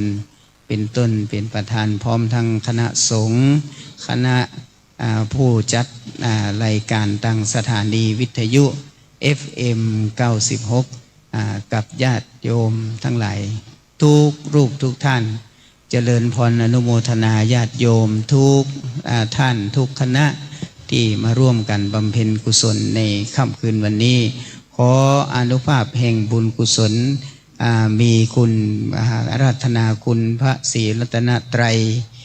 คุณพระบรมธาตุเจ้าดอยสุเทพคุณสินคุณธรรมพระเดชพระคุณหลวงพ่อพระธรรมเสนาบดีปกปักรักษาพระสงฆ์องค์เจ้าตลอดจนถึงศรัทธาญาติโยมทั้งหลายอยู่เย็นเป็นสุขรับได้รับก็ชื่นตื่นก็สบายมีความสุขกายสบายใจ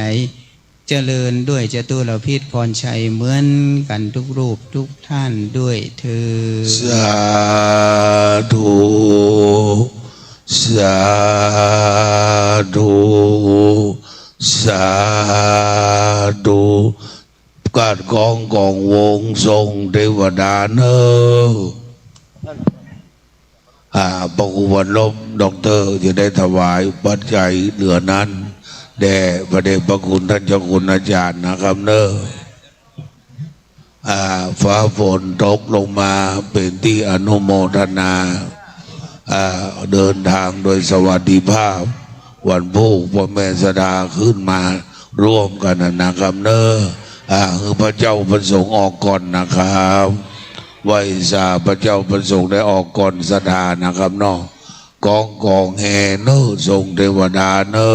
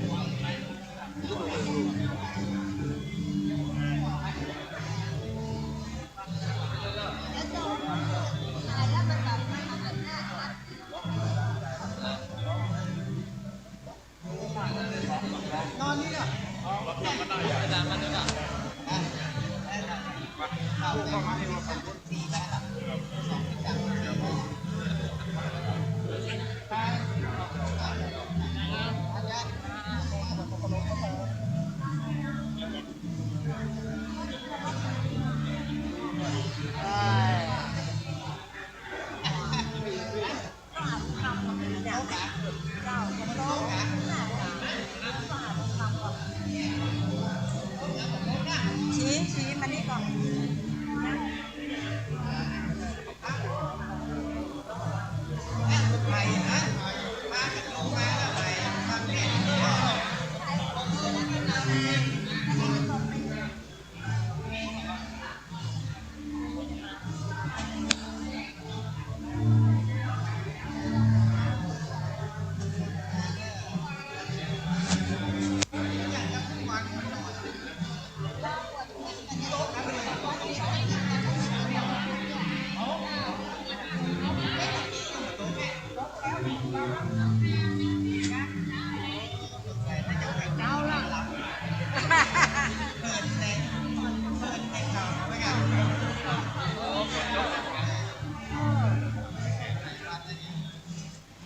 จ้องมานี่จ้องมายุ่งแล้วบนโต๊ะบังคุณจับก่อนนะครับจับก่อน